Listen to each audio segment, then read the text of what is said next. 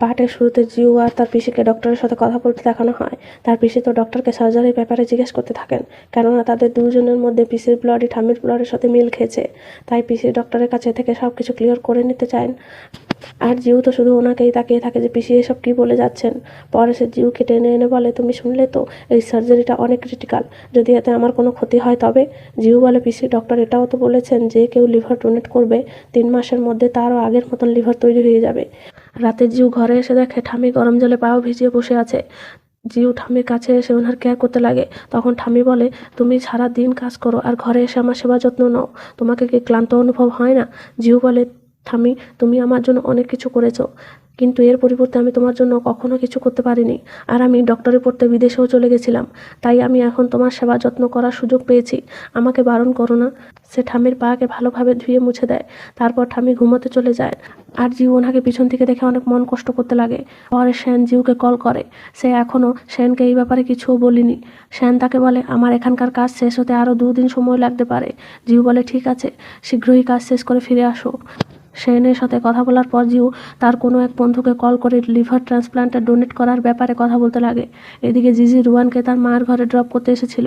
রুয়ান জিজিকে বলে, প্লিজ আমার মাকে এসবের ব্যাপারে কিছুও বলবে না, না হলে সে আমার জন্য চিন্তিত হয়ে পড়বেন। জিজি বলে, তুমি নিশ্চিন্ত থাকো। তখন সুজাহর কল আসে। জিজি তখন তাকে জিজ্ঞেস করে, তুমি কি সুজাহর সাথে কথা বলবে না? রুয়ান বলে, আমি ঠিকই বুঝতে পারছি না যে আমি তার সাথে কী কথা বলবো। জিজি বলে, তোমাকে তার সাথে কথা বলতে হবে না, কিন্তু তোমাকে অবশ্যই তাকে স্পষ্ট করিয়ে দিতে হবে যে সে দূরে থাকাকালীন তুমি তোমার সম্পর্কের ব্যাপারে ভালোভাবে ভাবতে চাও, না হলে সে এখনও ভাববেন যে তুমি সববার মতন এবারও অভিনয় করছো। রুয়ান বলে, আমি বুঝতে পেরে গেছি। তারপর জিজিকে গুড নাইট বলে চলে যায়। রাতে রুয়ান এসে তার অ্যাকাউন্ট লগ ইন করে। অনেক দিন হবে সে তার অ্যাকাউন্টে অ্যাক্টিভ ছিল না, তাই তার সব ফলোয়ার্সগুলো নিজেদের মধ্যে কথা বলতে লাগে যে রুয়ান হয়তো হনিমুনে গিয়েছে। আর একজন তো বলে সে হয়তো প্রেগনেন্ট হয়ে গেছে। আর একজন তো বলতে লাগে যে হয়তো তাদের ম্যারিড লাইফে কিছু সমস্যা চলছে। রুয়ান সব চার্টগুলো পড়ে নেওয়ার পর নিজে একটা পোস্ট করে যে তোমরা প্লিজ এসব কমেন্ট করা বন্ধ করবে। আর বলে, আমরা সবাইরাই নিজের মনের মতন মানুষকে বিয়ে করে সুখে থাকতে চাই, কিন্তু এসব বাস্তবে সম্ভব নয়। তাই যখন নিজের স্বপ্নর বুদবুদেগুলো ফেটে যায় তখনই বোঝা যায় যে আসল বাস্তবতা কী। এখনও আমি আর কয়েকদিন আমার অ্যাকাউন্টে অ্যাক্টিভ থাকবো না। তারপর পোস্ট করে দেয়। তখন তার মা তার জন্য স্যুপ বানিয়ে এনে তাকে জিজ্ঞেস করে, তোমার কি সুজাহর সাথে ঝগড়া হয়েছে? রুয়ান বলে, না মা, সেমন কিছু কথা নেই, আমি শুধু কাজের জন্য ক্লান্ত অনুভব করছি। তার মা বলে, ঠিক আছে, তবে এখন তুমি এগুলো ফিনিশ করে তাড়াতাড়ি ঘুমিয়ে পড়ো, কাল আমরা একসাথে শপিং করতে যাব। অনেক দিন হবে আমরা কোথায় একসাথে যাইনি, আর রাতে ডিনার করে ফিরবো। রুয়ান বলে, ঠিক আছে মা। পরের দিন শ্যানের ঘুম ভাঙে ডক্টর জোশনের কল আসাতে। শ্যান ওনার সাথে কথা বলে অনেক খুশি হয়ে যায় আর বলে, আমি এখনই আপনার কাছে আসছি। তারপর সে ওনার কাছে এসে ফাইল এনে ভ্যাকসিন থাকা গাড়ি চেক করছিল। তখনই সুজাও এসে তাকে নিচে আসার জন্য হাত বাড়ালে শ্যান কিন্তু নিজেই নেমে চলে যায়। এদিকে জিউ তার পিসির সাথে ডক্টরের কাছে আসলে জানা যায় যে তার পিসির লিভার ঠাম্মির লিভারের সাথে ম্যাচ হয়ে গেছে। জিউ তো এটা শুনে বলে, পিসি আমরা ঠাম্মিকে বাঁচাতে পারবো, কিন্তু তার পিসি তো এটা শুনে চিন্তায় পড়ে যায়। তাই সে আবারও ডক্টরকে সব কিছু ক্লিয়ার করে বলতে বলেন যে আমার এতে কোনো অসুবিধা হবে না তো, কত ভাগ লিভার ট্রান্সপ্লান্ট করাতে হবে, পরে এর জন্য কোনো প্রবলেম হবে না তো? ডক্টর বলেন, রোগীর অবস্থা এখন অনেক খারাপ, তাই আমাদেরকে আপনার লিভারের 60% কেটে ফেলতে হবে। পিসি বলে, এতগুলো? আমি ভেবেছিলাম যে অল্প পরিমাণেরই প্রয়োজন হবে। জিউ বলে, পিসি চিন্তা করো না, 3 মাসের মধ্যে তোমার লিভার আবারও আগের মতন হয়ে যাবে। ডক্টর বলেন, এখন সব চিকিৎসা আগের তুলনায় অনেক উন্নত মানের হয়ে গেছে, আর আপনি পেশেন্টের সম্পর্কেও, তাই অপারেশনে কোনো অসুবিধা হবে না। কিন্তু তার পিসি মাথা ব্যথা করছে বলে উঠে চলে যায়। জিউ ওনার পিছনে এসে বলে, পিসি ঠাম্মির কাছে বেশি সময় নেই, তাই লিভার ডোনেট করার ব্যাপারে আপনার ধারণাটা কি? পিসি বলে, জিউ ডক্টর কি বললেন তুমি তো শুনলে, যে সার্জারির পর আমি অনেক দুর্বল হয়ে পড়ব, তবে আমার ছেলের যত্ন কে নেবে? আমি ভেবে এই ব্যাপারে তোমার সাথে পরে কথা বলবো। এখন আমাকে আমার ছেলেকে স্কুলে থেকে আনতে যেতে হবে। তারপর সেখান থেকে চলে যান। সে জিউকে কথা বলার জন্য কোনো সুযোগই দিল না। এদিকে শ্যান সুজাওর সাথে কথা বলতে এসেছিল আর তার জন্য ড্রিঙ্কও নিয়ে এসেছিল। তারপর সে একটা ভ্যাকসিনের ব্যাপারে কথা বলে যে এই ওষুধে এই প্রবলেম আছে, আর এটা হসপিটালের তরফের থেকেই হয়েছে, মানে ওষুধের পরিবহনের সময়ই কিছু ভুল হয়েছিল, হয়তো এটা জেনে জেনে করা হয়েছে। সুজাও বলে, তুমি তো এখন ওষুধ বানানো বাদ দিয়ে আলাদা দিয়ে নিজের ব্রেন ইউজ করছো, এতে আমার চিন্তিত না খুশি হওয়ার উচিত হবে? তারপর ড্রিঙ্ক করতে লাগে। তখন শ্যান গ্লাসটা নিয়ে বলে, এত ড্রিঙ্ক করলে আমার সাথে যুদ্ধ করবে কিভাবে? এটা শুনে সুজাও ড্রিঙ্ক করা বন্ধ করে দেয়। স্যান মিস্টার জির সাথে মিটিং রাখতে বলে সেখান থেকে চলে যায়। রাতে সে জিউকে ভিডিও কল করে। জিউ বলে, এত রাত পর্যন্ত তুমি জেগে আছো কেন? শ্যান বলে, আমার গুরুত্বপূর্ণ কিছু কাজ আছে যেটা আমি এখনো পর্যন্ত করিনি। জিউ কি বলে জিজ্ঞেস করলে শ্যান তাকে ক্লোজ আসতে বলে কিস করে। দুজন এইভাবে কিছু সময় কথা বলে, তারপর কল রেখে নেয়। পরের দিন মিস্টার জির সাথে শ্যান আর সুজার কথা বলাকে দেখানো হয়। শ্যান বলে, এটা অসুস্থ থাকা বাচ্চাদের রক্তর পরীক্ষার রিপোর্ট। তারা সবাইরা ভ্যাকসিন নেওয়ার পরই অসুস্থ হয়েছে। মিস্টার জি বলে, তবে আমরা জানতে চাই যে আসলে এর কোন অংশতে ভুল রয়ে গেছিল। শ্যান বলে, আপনাদের রেফ্রিজারেটরের ব্যবস্থা মোটেও ভালো নয়, যার কারণে আমাদের পাঠানো ভ্যাকসিনগুলো নষ্ট হয়ে গেছে। মিস্টার জি বলে, এটা হতেই পারে না, কেননা আমি নিজেই সেই সবের দায়িত্বতে আছি। সে নিজের উপরে কোনো কথাই আনছিল না। শ্যান বলে, আপনাকে গিল্টি ফিল হচ্ছে সে বাচ্চাদের জন্য, তাই আপনি আমাদেরকে সত্যিটা বলতেই চাইছেন না। তখন সে লোকটা বলে, মিস্টার ফু, আমাকে কি করতে হবে সেটার জ্ঞান আমি আপনার কাছে থেকে নিতে চাই না, আমি নিজে জানি আমাকে কি করতে হবে। শ্যান বলে, জেনে খুশি হলাম। এদিকে জিউ তার পিসির সাথে দেখা করতে এসেছিল, কিন্তু পিসির কান্নার গলা শুনে সে ঘাবড়িয়ে যায় আর তার পিসিকে দরজা খুলতে বলে। আসলে তার পিসিকে ওনার হাজবেন্ড মারছিল। জিউ ভিতরে এসে তার অঙ্কলকে পুলিশকে কল করার ভয় দেয়। তাই অঙ্কল সেখান থেকে চলে যাওয়ার পর সে জিউকে জিজ্ঞেস করে, তুমি এখানে কেন এসেছো? মা সুস্থ আছেন তো? জিউ বলে, হ্যাঁ ঠামি ঠিক আছে। তখন তার পিসি বলে, তুমি যদি এখানে লিভারের ব্যাপারে কথা বলতে এসে থাকো তার জন্য আমাকে ক্ষমা করে দাও। তুমি তো দেখে নিয়েছো তোমার আঙ্কেলের ব্যবহার, পুরোটা দিন নেশা করে থাকেন। এই সময় আমি হাসপাতালে থাকলে আমার ছোট্ট ছেলেটার যত্ন কে নেবে? জিও কিছু না বলে সেখান থেকে চলে যায়। এদিকে শ্যান আর সুজাও মালয়েশিয়া থেকে ফিরে এসেছে। তারা দুজন নিজেদের অ্যাসিস্ট্যান্টের সাথে চলে যায়।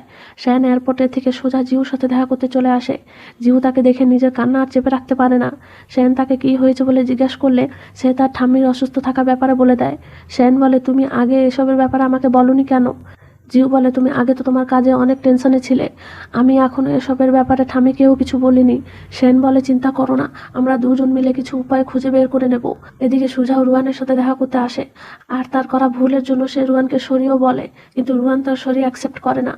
সে রুয়ানকে জড়িয়ে ধরে আবারও ক্ষমা চায়। তারপর তার হাত ধরে বলে, আমি কথা দিচ্ছি আমাদের বিয়ে আমি অনেক সুন্দরভাবে সবকিছু প্ল্যানিং করব, চর্চ আমি সিলেক্ট করব। রুয়ান বলে, কিন্তু সেদিন তো ফিরে আসবে না। সুজাওকে আর কিছু বলতে না দেখে সে বলে ওঠে, আমি ডাইভোর্স চাই। তারপর সে সেখান থেকে চলে যেতে লাগে, কিন্তু সুজাও সেখানেই দাঁড়িয়ে থেকে যায়। এদিকে শ্যান আর জিউ ঠামির সাথে বসে খাবার খাচ্ছিল। ঠামি রিপোর্টের কথা জিজ্ঞেস করলে জিউ সত্যিটা বলে দেয়। ঠামি কিছু না বলে উঠে নিজের রুমে চলে আসেন। কিছুক্ষণ পর নিজের জামা কাপড় গুছিয়ে বাইরে এসে জিউ আর শ্যানকে হাসপাতালে নিয়ে ওনাকে ভর্তি করতে বলেন। জিউ আর শ্যান ঠামির এমন কথা শুনে অনেক খুশি হয়ে যায় যে ঠামি এখনো অনেক স্ট্রং আছেন। পরে দাদু শ্যান আর সুজাওর সাথে কথা বলার জন্য তাদেরকে ডেকে পাঠিয়েছিলেন। সুজাও আসার পর দাদু তাকে ভ্যাকসিনের ব্যাপারে জিজ্ঞেস করলে সুজাও বলার আগেই শ্যান সবকিছু বলতে লাগে। পরে সুজাও বলে, আমাদেরকে আর কিছু সময় লাগবে সবকিছু ঠিক করতে। তখন শ্যানের মা বলে, বাবা সুজাওকে এই প্রজেক্টের থেকে বের করে দিন, কেননা এখন শ্যানই তো সেই প্রজেক্ট সামলাচ্ছে। দাদু এতে রাজি হয়ে বলেন, ঠিক আছে, ভ্যাকসিনের সবকিছু শ্যান সামলাবে আর কোম্পানির আলাদা সবকিছু সুজাও সামলাবে। দাদুর এই কথায় সুজাও কিছু বলে না। পরে সে ঘরে ফিরে আসলে তার রুয়ানের কথা অনেক মনে পড়ে। এদিকে রুয়ানও বসে সুজাওর কথাই ভাবছিল, কিন্তু কেউ কাউকে কল করার জন্য সাহসই করতে পারছিল না। পরের দিন রুয়ান তার বাবা মাকে ডাইভোর্সের কথা বলে দেয়। তার বাবা বলে, সেদিন বিয়েতে না আসার কারণে তুমি ডাইভোর্স নিতে চাও? তুমি জানো সেদিন কোম্পানিতে কত বড় প্রবলেম হয়েছিল? রুয়ান বলে, আসল কারণটা বিয়ে নয়, কয়েকদিন আমি সুজাওর সাথে থেকে জানতে পেরে গেলাম যে তার জীবনে আমার কোনো জায়গা নেই, আমি শুধু তার জন্য একটা রেসপন্সিবিলিটি। তার মা রুয়ানের মনের কথা বুঝতে পেরে বলে, ঠিক আছে, তোমাকে যেমন ঠিক লাগছে তুমি সেমনই করো। পরের দিন সেন কাউকে কল করে লিভার জোগাড় করতে বলে। তারপর সে ঠাম্মির জন্য স্যুপ বানিয়ে হাসপাতালে আসে। ঠাম্মি সেনের স্যুপ খেয়ে অনেক প্রশংসা করে। তখন জিউকে এমার্জেন্সি কল আসলে সে সেখান থেকে বেরিয়ে আসে। একটা বাচ্চা অনেক অসুস্থ হয়ে পড়েছিল, তাই জিউকে আর্জেন্ট তার সার্জারি করতে হবে। এটা জিউর প্রথম হার্ট সার্জারি ছিল, আর সার্জারিটা সাকসেসফুলও হয়। এদিকে সুজাওর সাথে দেখা করতে রুয়ানের বাবা এসেছিলেন। সে সুজাওকে বলে, তোমাদের দুজন হাজব্যান্ড ওয়াইফের মধ্যে আমার কথা বলাটা ঠিক নয়। রুয়ান অনেক দিন ধরে আমার ঘরে এসে থাকছে, না তুমি তার সাথে দেখা করতে যাও আর না তুমি তার ব্যাপারে জিজ্ঞেস করছো। সত্যি করে বলো তো তুমি কি চাও? সুজাও বলে, বাবা আমি যখনও তার সাথে দেখা করতে যাই সে সবসময় ডাইভোর্সের কথাই বলে, আমি তাকে ছাড়তে চাই না, তাই আমি তার কাছে থেকে দূরে দূরে থাকছি। রুয়ানের বাবা বলে, তারপরও তুমি তাকে ভালো ভালো গিফট দিয়ে ভালো ভালো কথা বলে বোঝানোর জন্য চেষ্টা করো। সুজাও বলে, ঠিক আছে বাবা, আমি আপনার বলা কথা মাথায় রাখবো। পরের দিন সেনের কাছে তার বানানো ভ্যাকসিনের রিপোর্ট আসলে জানা যায় যে তার বানানো ভ্যাকসিন পুরো ঠিক আছে। তাই সে এই ব্যাপারে সুজাওর সাথে কথা বলতে আসে। সুজাও বলে, এখন আমাকে এসবের ব্যাপারে কেন বলছো? তুমি তো এখন এই প্রজেক্টের ইনচার্জ হয়ে গেছো। সেন বলে, কেননা তুমি এই কোম্পানির ভাইস প্রেসিডেন্ট, তাই তোমার সব কিছুর খবর রাখাটা উচিত। রাতে রাতে সুজাও যখন ঘরে আসে তার রুয়ানের কথা অনেক মনে পড়ে, কিন্তু সে তাকে কল করার সাহসই করতে পারছিল না। পরের দিন সকাল সকাল সে রুয়ানের সাথে দেখা করতে আসে। রুয়ান তাকে দেখেও না দেখার মতন চলে যেতে লাগে, কিন্তু সুজাও তার পিছু করে আর তার কাছে এসে বলে, আমি তোমাকে আমাদের ঘরে ফিরিয়ে নিতে এসেছি, প্লিজ চলো। আর এখন আমি তোমাকে তোমার কাজের জায়গায় ছেড়ে দিতে চাই।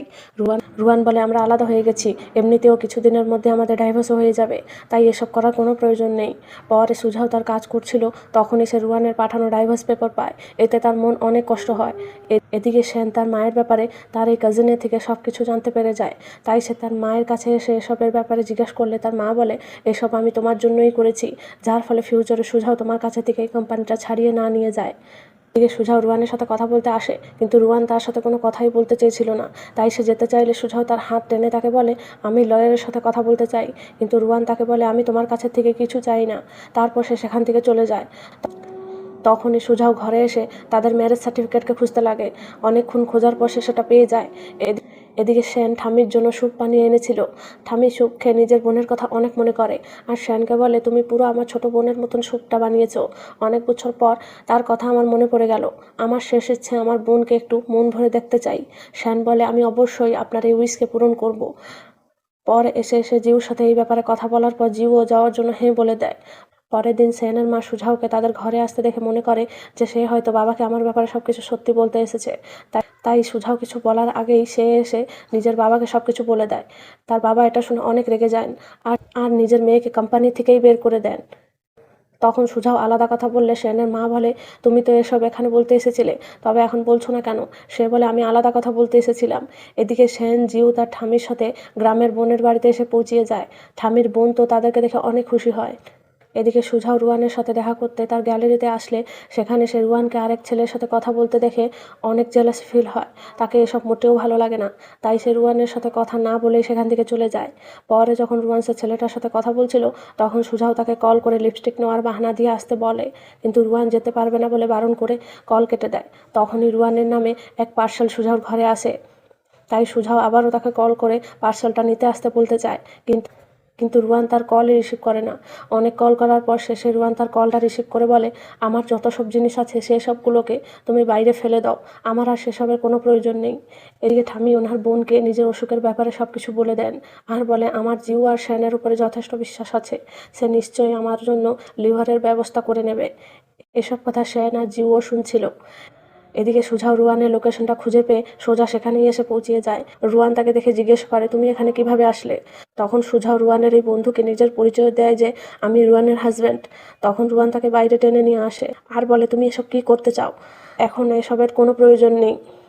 আর হ্যাঁ, কালকে সকালে ডাইভোর্সের জন্য আমার সাথে দেখা করবে। কিন্তু সুজাও মিথ্যা বলে দেয় যে আমার মিটিং আছে। এই কথাটা শুনে রুয়ান রেগে সেখান থেকে চলে যায়। পার্টের শুরুতে দেখানো হয় সেন, জিউ আর তার ঠামি আজকে ওনার বোনের বাড়ি থেকে হাসপাতালে ফিরে যাওয়ার জন্য বের হয়ে পড়েছিল। যাওয়ার আগে সবাইরা মিলে কিছু ছবি তোলে, তারপর তারা ফিরে আসে। জিউ হাসপাতালে এসেই আগে সে বাচ্চা মেয়েটাকে দেখতে আসে। বাচ্চা মেয়েটার নাম মেং ছিল। নার্সকে জিজ্ঞেস করার পর জিউ জানতে পারে যে ম্যাং এখনও ঘুমিয়ে রয়েছে, আর সে জিউকে অনেক খুঁজছিল। আর ডক্টর জিউর অনুপস্থিতিতে ম্যাংয়ের চেকআপও করতেছিলেন। জিউ বলে, ঠিক আছে, আমি ম্যাংয়ের সাথে দেখা করেই যাব। তাই সে সেখানেই বসে ম্যাং ওঠার অপেক্ষা করে। এদিকে সেনের মা রুয়ানের বাবার ওয়েট করছিলেন পার্কিং এরিয়ায়। রুয়ানের বাবা আসার পর সেনের মা গাড়ি থেকে বেরিয়ে এমন ভান করেন যেমন তাদের দেখা হঠাৎ করে হয়ে গেছে। তারপর সে এসে রুয়ানের বাবাকে ক্ষমা চান। রুয়ানের বাবা এর কারণ জিজ্ঞেস করলে সে বলেন, সুজাও রুয়ানকে বিরক্ত করছে, আর আমি শুনেছি তারা দুজন ডাইভোর্স নেওয়ার সিদ্ধান্তও নিয়েছে। এটা আমাকে রুয়ান নিজেই বলেছে। সে ছোট থেকেই সুজাওকে ভালোবাসতো, এখন সে ডাইভোর্স চাইছে মানে নিশ্চয়ই তার হৃদয়টাই ভেঙে গেছে। রুয়ানের বাবা বলে, মিস চিয়াং, দয়া করে আপনি এই ব্যাপারে চিন্তা করবেন না, এটা আমার পরিবারের সমস্যা, আমি সামলিয়ে নিতে পারবো। তখন সেনের মা বলেন, সুজাও আপনাকে যা দেওয়ার প্রতিশ্রুতি দিয়েছিল সেসব আমার ছেলে সেন পূরণ করবে। রুয়ানের বাবা বলে, মিস চিয়াং, আপনার কি মনে হয় যে আমি সুজাওকে এই কারণের জন্য সাপোর্ট করছি কেননা সে আমার জামাই? কিন্তু এটা সত্যি নয়। আসল কারণটা হলো সে কোম্পানিকে সেনের চেয়ে বেশি ভালোভাবে পরিচালনা করতে পারবে। এদিকে রুয়ান ডাইভোর্সের জন্য কোর্ট এসে সুজাওর আসার অপেক্ষা করছিল। সুজাও এসে বলে, আমার কাছে বিয়ের সার্টিফিকেটই নেই, হারিয়ে গেছে। রুয়ান বলে, এত গুরুত্বপূর্ণ কথা তুমি কি আগে আমাকে কল করে বলতে পারলে না? সুজাও বলে, আমি নিজেই ব্যক্তিগতভাবে তোমাকে বলতে চেয়েছিলাম। রুয়ান রেগে বলে, তুমি আমাকে নিয়ে মজা করাটা কবে বন্ধ করবে? সুজাও বলে, তুমি আমাকে ভুল বুঝছো, আমার বলা কথার উপর বিশ্বাস না হলে ঘরে এসে দেখে নিতে পারো। রুয়ান বলে, এর কোনো প্রয়োজন নেই, তবে ডাইভোর্সের আগে আমরা আবারও বিয়ে করে নেই। সুজাও বলে, কিন্তু আমি এখন কোম্পানির কাজে অনেক ব্যস্ত থাকি, আর আমাকে অনেক মিটিংয়েও যোগ দিতে হবে, তাই আমার কাছে বেশি সময় নেই। রুয়ান বলে, ঠিক আছে, ফ্রি হলে আমাকে কল করবে। তারপর সেখান থেকে চলে যায়। এদিকে জিউকে একজন নার্স এসে বলে, ম্যাঙ্গের শরীর আবারও অসুস্থ হয়ে যাচ্ছে। ডক্টর জিউ, আপনি প্লিজ আমার সাথে চলুন। এটা শোনার সাথে সাথে এই জিউ সব কিছু ফেলে দৌড়িয়ে যেতে লাগে। পরের সিনে দেখানো হয় জিউ মেংয়ের বুকে চাপ দিয়ে অপারেশন রুমে ঢুকে যায়। জিউ অনেক চেষ্টা করার পরও মেংকে বাঁচাতে পারে না। এতে সে পুরো ভেঙে গেছিল। মেংয়ের বাবা মা মেংয়ের ডেথের খবর পেয়ে কান্নায় ভেঙে পড়ে। এদিকে জিজির সাথে দেখা করতে তার মা এসেছিলেন আর তার জন্য স্যুপ বানিয়ে এনেছিলেন। জিজি স্যুপ খেয়ে নেওয়ার পর তারা নিজেদের দুজন মা মেয়ে বসে কিছু কথা বলার পর তার মা উঠে চলে যায়। এদিকে সুজাও ঘরে এসে রুয়ানের সে পার্সেলটা খুলে দেখে তাদের মধ্যে রুয়ানের বানানো কমিক বই ছিল। আসলে রুয়ান লুকিয়ে সুজাওকে নিজের কমিকের হিরো বানিয়ে এই বইটা লিখেছিল। সুজাও বইটা পড়ে রুয়ানের সাথে কাটানো সুন্দর মুহূর্তের কথা মনে করে। মনে হচ্ছে সুজাও এখন রুয়ানকেই ভালোবাসতে শুরু করে দিয়েছে। তাই তো এই বইটা পড়ে সে অনেক খুশি হয়, কেননা এই কমিকটা রুয়ান তার আর সুজাওকে নিয়ে বানিয়েছিল। পর এসে অফিসে এসে নিজের সেক্রেটারিকে জিজ্ঞেস করে মেয়েদের মন কিভাবে জয় করতে হয়। সেক্রেটারি বলার মতন সুজাও রুয়ানের জন্য ফুল দিয়ে পাঠায়, কিন্তু রুয়ান সেটা ফেরত করে দেয়। পরে সুজাও আবারও তাকে একসাথে মুভি দেখতে আর ক্যান্ডেল লাইট ডিনার করতে ডাকতে চায়, কিন্তু সে জানতো যে রুয়ান এসবের জন্য কখনো হ্যাঁ বলবে না, সে সোজা বারণ করে দেবে। তাই সে নিজেই রুয়ানের জন্য অনেকগুলো স্ট্রিট ফুড নিয়ে আসে। রুয়ান তাকে দেখে বলে, সুজাও, তুমি কি চাও? সুজাও বলে, তুমি আমাকে বলেছিলে যে তোমাকে তোমার মা নুডলস খেতে দিতেন না, আর তুমি লুকিয়ে লুকিয়ে খেয়ে ফেলতে, তাই আজকে আমি তোমার জন্য সব ধরনের নুডলস কিনে নিয়ে এসেছি। এদের মধ্যে তুমি তোমার পছন্দের মতন নুডলস বেছে নিতে পারো।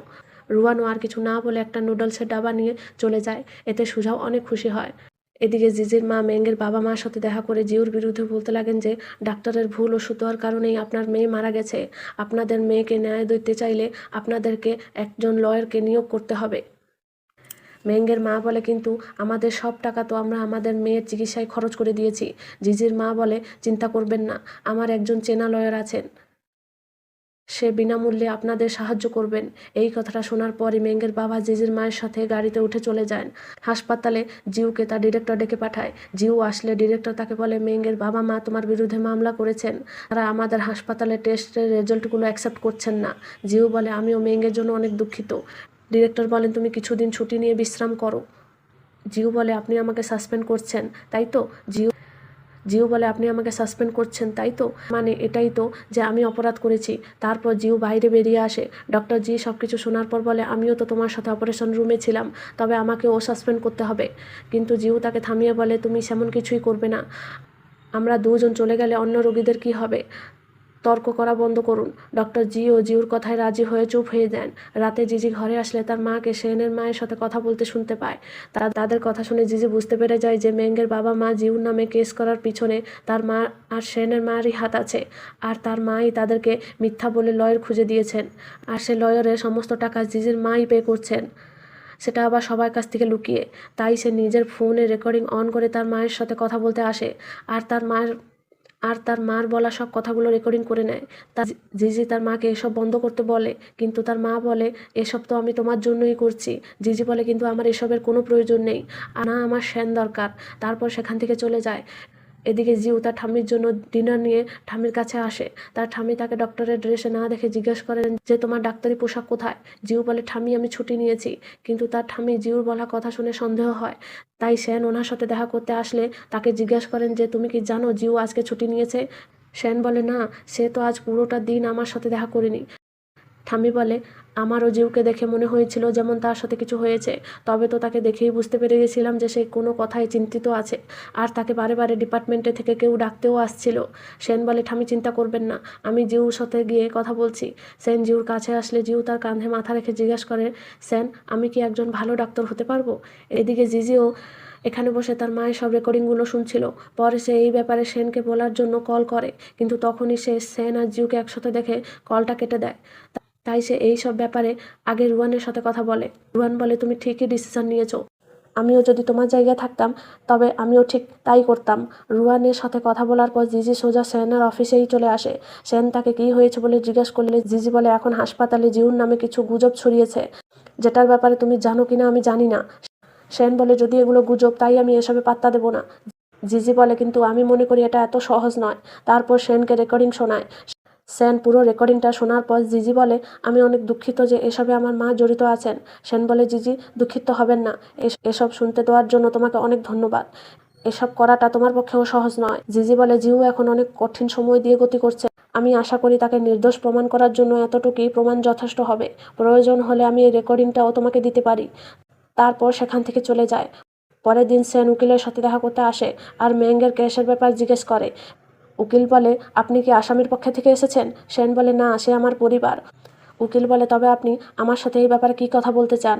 সেন জিজ্ঞেস করে কে আপনাকে হায়ার করেছেন? উকিল বলে অবশ্যই রোগীর পরিবার।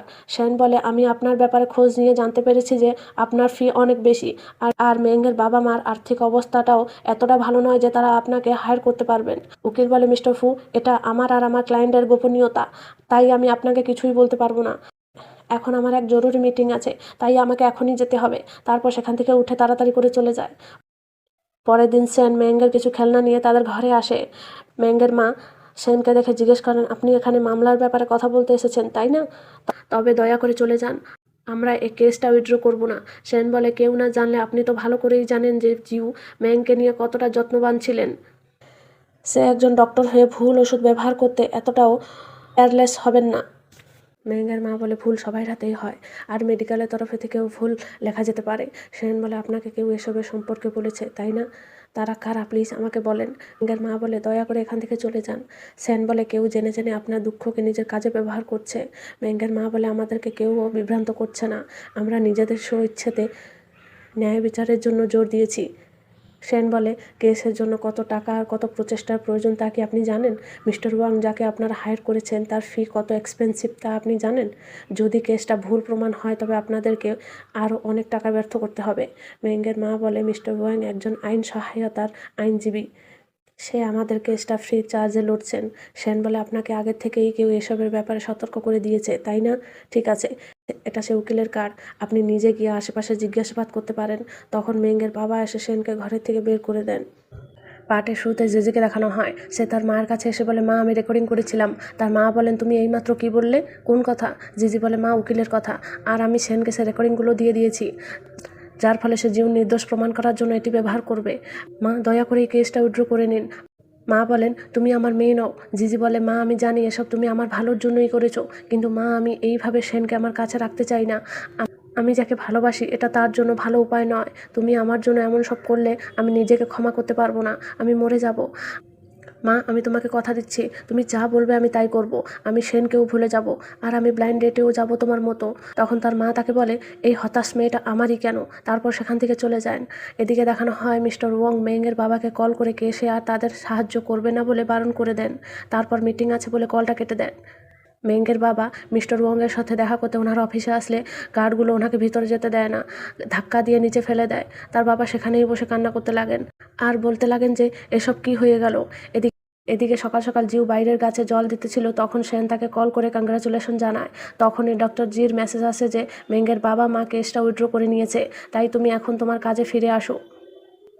এটা শুনে জিউ অনেক খুশি হয় আর সেনকে জিজ্ঞাসা করে তুমি আমার সাহায্য করেছো না? সেন বলে আমি কারোর ক্রেডিট নিচ্ছি না, জিজি তোমার হেল্প করেছিল। জিউ এটা শুনে অবাক হয়। পরে সে হাসপাতালে এসে জিজিকে ধন্যবাদ জানায় যে সেন আমাকে সব কিছু বলে দিয়েছে। জিজি বলে এর কোনো দরকার নেই, তারপর সেখান থেকে চলে যায়। এদিকে জানা যায় যে সুজাও অনেক দিন আগে এক কমিক লিখছিল, কিন্তু সে সেটা কন্টিনিউ করছিল না। তার সব ফলোয়ার্সগুলো সে কমিকটা পড়তে চায়, তাদের মধ্যে রুয়ানও ছিল। সুজাও কমিকের নেক্সট পার্ট আপলোড করার সাথে সাথে রুয়ান পড়তে লাগে। এতে রুয়ান অনেক খুশি হয়। অফিসে চ্যাং সেনকে রাতে একসাথে ডিনার করার জন্য ইনভাইট করে, কিন্তু সেন বারণ করে বলে আমার আগের থেকে আমার গার্লফ্রেন্ডের সাথে প্ল্যানিং আছে বলে সেখান থেকে চলে যায়। রাতে সেন আর জিউ দুজন কথা বলে যাচ্ছিল। এদিকে মেঙ্গের বাবা তাদের পিছু করছিলেন। সেন গাড়ি বের করতে চলে যাওয়ার পর মেঙ্গের বাবা এসে জিউকে বিরক্ত করে বলেন আমার মেয়ে আমাদেরকে ছেড়ে চলে গেছে, কিন্তু আপনি এখানে ডেট এনজয় করছেন। তখন সেন এসে ওনাকে পিছনে ধাক্কা দিয়ে বলে এ কী করছো? তারা দুজন এইভাবে ধাক্কাধাক্কি টানাটানি করার সময় ভুল করে সেন নিচে পড়ে যাওয়ার পর তার পিঠে লোহার মতন কিছু ঢুকে যায়। মেঙ্গের বাবা রক্ত দেখে সেখান থেকে ভয়তে পালিয়ে যায়। জিউ এটা দেখে অনেক কান্না করতে লাগে আর অ্যাম্বুলেন্সকে কল করে।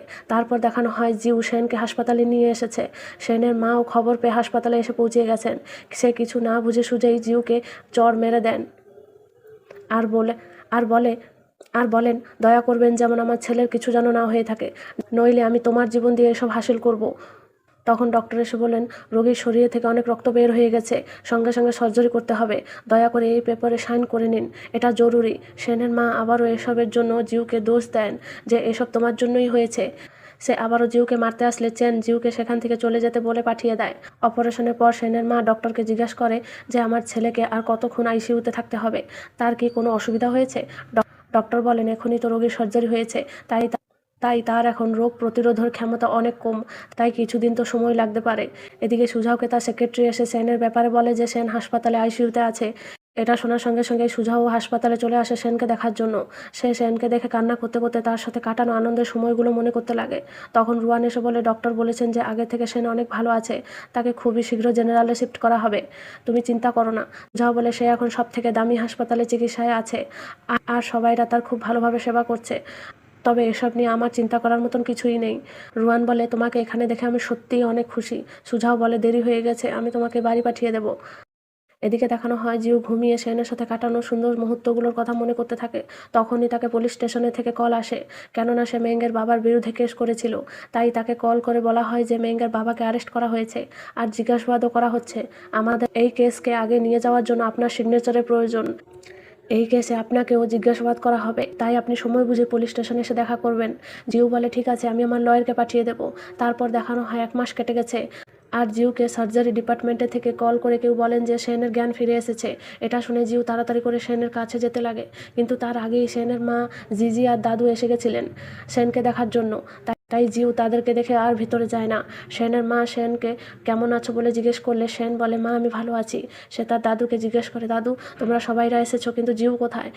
তার দাদু এটা শুনে বলেন, তোমার জ্ঞান ফিরে আসার পর তুমি প্রথমে যার কথা জিজ্ঞেস করলে সে হচ্ছে জিউ, আমাকে একবারও ডাকলে না। সেন চেনকে বলে, তুমি দাদুকে কেন এসবের ব্যাপারে বললে? চেন বলে, আমি বলিনি। তার মা বলে, দাদুকে আমি বলেছি। দাদু তার মেয়েকে বলেন, তুমি যথেষ্ট বললে, কেউ কখনো চাইবে না যে এমন কিছু ঘটুক। তার মা সেনকে বলে, সেন জিজিকে ধন্যবাদ জানাও, এই কয়দিন সে খুব ভালোভাবে তোমার যত্ন নিয়েছে। তার মা জিজিকে সেনের কাছে থাকার কথা বললে সেন বারণ করে, কিন্তু তার মা শুনছে না দেখে সেন তার দাদুকে সাড়া দিয়ে তার মাকে নিয়ে যেতে বলে। দাদুও ওনাকে নিয়ে চলে যান। তারপর সেন চেনকে কথা বলার জন্য আটকিয়ে নেয়। বাইরে জিউ সেনের সাথে দেখা করতে চাইলে গার্ডগুলো তাকে ভিতরে ঢুকতে দেয় না। তখন তার মা আর জিজি বাইরে বের হলে জিউকে দেখে তার মা জিজিকে বলে, তুমি সেনের যত্ন নিও, সে এখন জেগে আছে, তার এখন তোমার প্রয়োজন। জিউ তখন বলে, আমি ভিতরে যেতে চাই। সেনের মা গার্ডদেরকে বলে যায় যে তাকে ঢুকতে দেবে না। জিউ ওনার পিছনে এসে বলে, মিসেস ফু, আপনি আমাকে পছন্দ করুন বা না করুন, আপনাকে এই সত্যটাই মেনে নিতে হবে যে আমি আপনার ছেলের গার্লফ্রেন্ড, তাকে দেখার অধিকার আর দায়িত্ব আমার আছে। তার মা বলে, গার্লফ্রেন্ড? তুমি কি পুরো শিওর? সেন তোমার কারণেই অনেক কষ্ট পেয়েছে। জিউ বলে, এটা ডিসাইড করা আপনার কাজ নয়। সেনের মা বলেন, তোমার ঠাম্মির লিভার ক্যান্সার, তাই না? সে এখন সেই রোগেই ভুগছেন।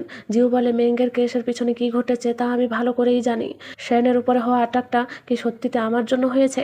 আপনি কি সত্যিই মনে করেন যে যা সব হবে সব কিছু আপনার মতনই হবে? সেনের মা বলেন, ঠিক আছে, তুমি দেখে নিতে পারো। এদিকে সেনের সে কাজিন যার নাম জিয়াং জুন তাকে আলাদা কোম্পানির থেকে কেউ একজন লোক লাগিয়ে ধরে নেয় আর বলে, সুঝাও আমার কোম্পানির বিরুদ্ধে কেস করেছে আর আমাকে 20 মিলিয়ন ফেরত চাইছে। তুমি কি এসবের ব্যাপারে জানতে? এখন আমি কি করব? সে বলে, তবে আপনি আমাকে কেন ধরে এনেছেন? আমাকে কিছুদিন সময় দাও। সে লোকজন বলেন, তোমার কাছে টাকা না থাকলে তুমি তোমার আন্টের কাছে চেয়ে নিচ্ছ না কেন? সে বলে, আমি সেটা কিভাবে করতে পারি? সে লোকজন বলেন, যেমনি আমাকে চাইছিলে তোমার আন্টকেও ঠিক সেমনভাবে চেয়ে নিতে পারো। আমার মনে পড়ে গেল, তোমার ওয়াইফ তো একজন মডেল আর সে এখন প্রেগনেন্ট, ঠিক বললাম না? জিয়াং জুন বলে, আমার ওয়াইফের থেকে দূরে থাকো। সে লোকজন বলে, তুমি আমার উপরে চেঁচাচ্ছ? তারপর ধাক্কা দিয়ে নিচে ফেলে চলে যায়। জিউ সেনের সাথে দেখা করতে নার্সের পোশাক পরে আসে। সেনকে ঘুমিয়ে থাকতে দেখে তার হাতের উপরে হাত রাখলে সেন উঠে যায় আর জিউকে বলে, তুমি এই পোশাকে কেন? জিউ বলে, তোমার সাথে দেখা করতে আমাকে আমার বুদ্ধি ব্যবহার করতে হয়েছে। তারপর সেনের উপরে রাগ দেখিয়ে বলে, তুমি কি নিজেকে হিরো ভেবে নিয়েছো? তুমি সেমন কেন করেছিলে? সেন বলে, চিন্তা করো না, আমার আঘাত এত মারাত্মক নয়। জিউ বলে, আমি দুঃখিত যে আমার কারণে তুমি আহত। সেন বলে, নিজেকে দোষ দিও না, সেদিন যে কেউ বিপদে পড়তো আমি তার সাহায্য করতাম, তাছাড়া তুমি আমার গার্লফ্রেন্ড। জিউ সেনকে জিজ্ঞাসা করে, তোমার কি কষ্ট হচ্ছে? সেন বলে, হ্যাঁ। তারপর জিউকে নিজের কোলে টেনে এনে বলে, আমি এখন আর কোনো ব্যথা অনুভব করছি না। জিউ বলে, সত্যি? তখন গার্ডগুলো চেক করতে ভিতরে আসলে জিউ দাঁড়িয়ে স্যালাইনের বোতল ঠিক করতে লাগে। সেন বলে, তোমরা ভিতরে কেন আসলে? কে ঢুকতে বললো তোমাদেরকে? গার্ড বলে, না, ওনার এত সময় কেন লাগছে তাই দেখতে আসলাম। সেন বলে, তোমরা কি দেখতে পাচ্ছ না যে আমি টিভি দেখছি? তোমরা কি আমার সাথে জয়েন হতে চাও? গার্ডগুলো বলে, না না। সেন বলে, তবে রুম ছেড়ে চলে যাও।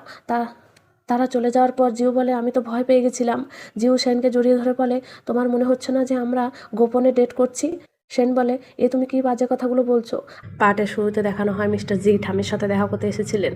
সে ঠাম্মির জন্য ঠাম্মির পছন্দের খাবারও এনেছিলেন। সে ঠাম্মিকে খাবারটা দিয়ে যাওয়ার সময় হঠাৎ করে ঠাম্মির রক্তবমি হয়। ডক্টর জি ঠাম্মিকে সামলিয়ে নেয়। এদিকে জিউ সেনকে ফল খাইয়ে দিতেছিল, তখনই ডক্টর জি এসে জিউকে ঠাম্মি অসুস্থ হওয়ার খবর দেয়। জিউ এটা শোনার সাথে সাথেই ঠাম্মিকে দেখার জন্য চলে যায়। সেন ওঠার চেষ্টা করে কিন্তু সে উঠতে পারে না। এদিকে জিয়াং জুন সেনের মা মানে তার আন্টের সাথে দেখা করতে আসে। তার আন্ট বলে, তোমাকে লজ্জা করে না? আবার এখানে আসার সাহস হলো কিভাবে? সে বলে, আমি জানি আমি ভুল করেছি, কিন্তু তুমি তো জানো আমার উদ্দেশ্য ভালো ছিল। আমি জিয়াং পরিবারের সম্মান আনতে চেয়েছিলাম। আন্ট বলে, সম্মান? তুমি কি জানো তুমি সেন আমার আর কোম্পানির কতটা সমস্যা তৈরি করেছো? জিয়াং জুন তার আন্টের হাত ধরে বলে, প্লিজ এই শেষবারের মতন আমার হেল্প করে দিন।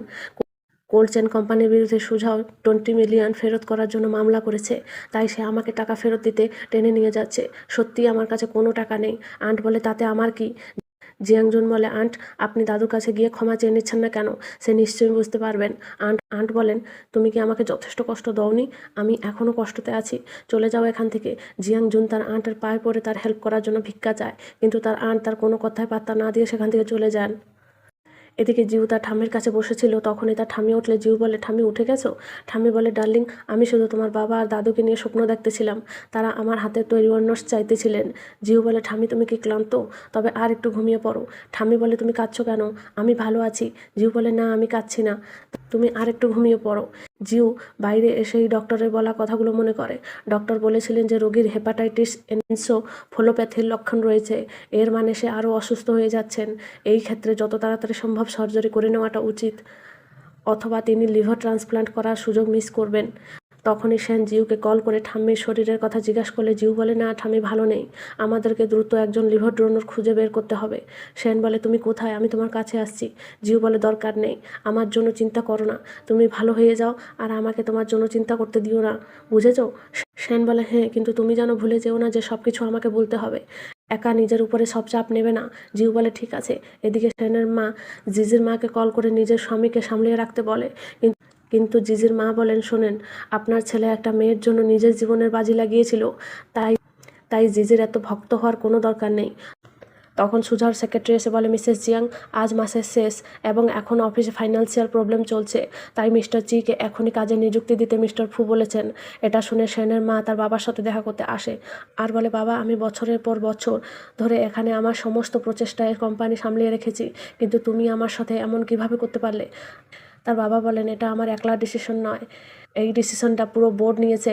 আমি আশা করছি এটা সম্মান তুমি করবে। এদিকে জিউ ঠাম্মির লিভারের জন্য সব হাসপাতালে কল করে জিজ্ঞাসা করতে থাকে। সেনও হাসপাতালে বসে সব ডক্টরকে কল করে জিজ্ঞাসাবাদ করতে থাকে। তখনই সুজাও তার সাথে দেখা করতে আসে আর বলে, মনে হচ্ছে ভুল সময়েই এসে গেছি। সেন বলে, তুমি এখানে আমাকে উপহাস করতে এসেছো, তাই না? সুজাও বলে, না, যা হলেও আমরা এক পরিবার, তোমাকে এইভাবে দেখে আমার কষ্ট হয়। সেন বলে, চিন্তা করবে না, আমি দ্রুতই সুস্থ হয়ে উঠছি। সুজাও বলে, এটা ভালো। আমি এখানে তোমাকে কিছু বলতে এসেছি। তোমার মাকে সাসপেন্ড করা হয়েছে, তাই তোমাকে শীঘ্রই সুস্থ হতে হবে। আমি অপেক্ষা করছি যে তুমি কবে ফিরে এসে আমার সাথে লড়াই করবে, অন্যথায় লিয়াংটিয়ানে তোমার জন্য কোনো জায়গাই থাকবে না। সেন বলে, ফু সুজাও, আমি তোমাকে আন্ডার এস্টিমেট করেছিলাম। আমি তোমাকে যতটা ভেবেছিলাম তুমি তার চেয়ে অনেক বেশি ঠান্ডা। তখন সুজাও একটা কলা ছাড়িয়ে সেনকে যাচলে সেন বারণ করলে সুজাও সেটাকেই খেতে লাগে আর বলে, তুমি তো দেখছি অনেক সাহসী হয়ে গেছো। নিজের প্রিয় মানুষের জন্য নিজের জীবনেরও বাজি লাগিয়ে দিয়েছো। তবে তুমি তোমার মায়ের যত্ন নিতে পারবে। সেন তখন তাকে চলে যেতে বলে দেয়। পরে সেন তার মাকে কল করে এই ব্যাপারে জিজ্ঞেস করলে তার মা বলেন, সে চেন তার পেটে কোনো কথাই রাখতে পারে না। তুমি এখন সম্পূর্ণভাবে সুস্থ হওনি, তবে তোমাকে এসব বলে কিভাবে চিন্তিত করতে পারি আমি, তাই জন্য আমি ওকে বলতে বারণ করেছিলাম। সেন বলে, আমি দাদুর সাথে এই ব্যাপারে কথা বলবো। তার মা বলে, তুমি কি বোকা? তোমার দাদু তোমার জন্য সত্যিতে চিন্তিত থাকলে তবে আমাকে সে এত দূরে এইভাবে ঠেলে দিতেন না। তুমি আমাকে সত্যি সাহায্য করতে চাইলে শীঘ্রই সুস্থ হয়ে ওঠো। সেন বলে, মা, আমি বুঝে গেছি। পরের দিন সকালে জিউ তার ঠাম্মিকে বাইরে গার্ডেনে বেড়াতে নিয়ে এসেছিল। তার ঠাম্মি সেনের কথা জিজ্ঞাসা করে বলেন যে সে কেন অনেক দিন ধরে আমার সাথে দেখা করতে আসেনি। জিউ বলে সে বিজনেস ট্রিপে বাইরে গিয়েছে, সে ফিরে আসলে আমি তাকে তোমার সাথে দেখা করতে আসতে বলবো। ঠাম্মি বলেন আমি তাকে অনেক মিস করছি। তারপর বলেন চাইনিজ নিউ ইয়ার আসছে, তাই আমি ঘরে যেতে চাই। তুমি চিন্তা করো না, আমি কিছুদিন হবে ভালো বোধ করছি। এমনিতেও এত বছর ধরে তুমি এই দিনটা আমার সাথে কখনো কাটাওনি, তুমি অবশেষে এই বছর ফিরে এসেছো, তাই আমি চাই আমরা একসাথে এই দিনটা কাটাই। জিউ বলে ঠিক আছে, কিন্তু তার আগে আমাকে ছুটি চাইতে হবে।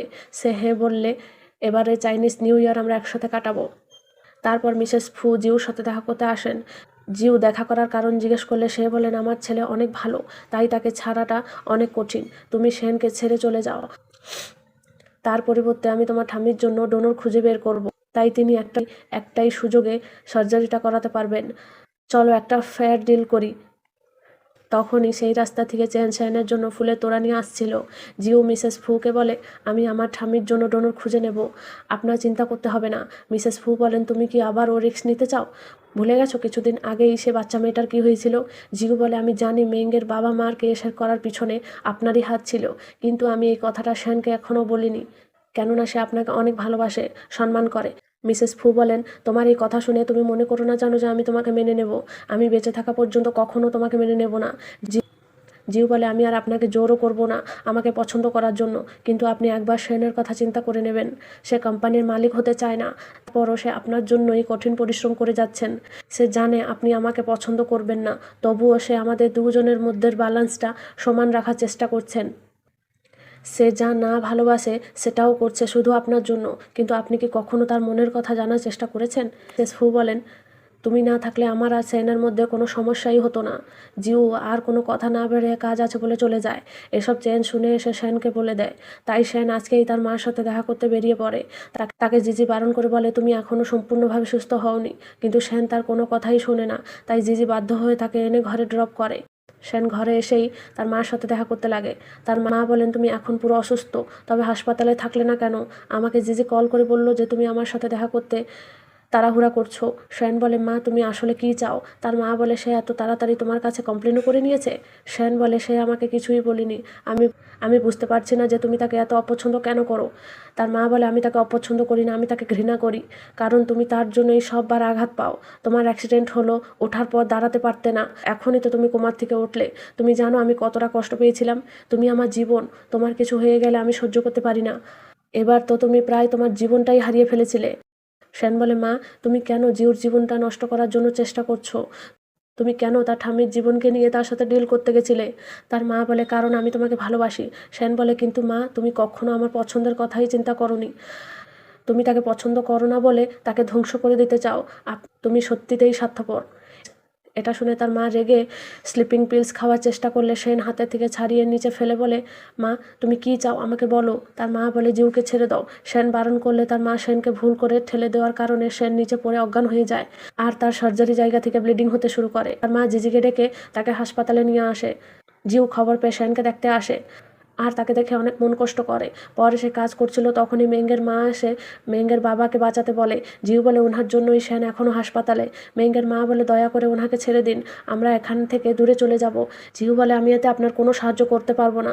মেঙ্গের মা জিউর পায়ে পড়ে যায়।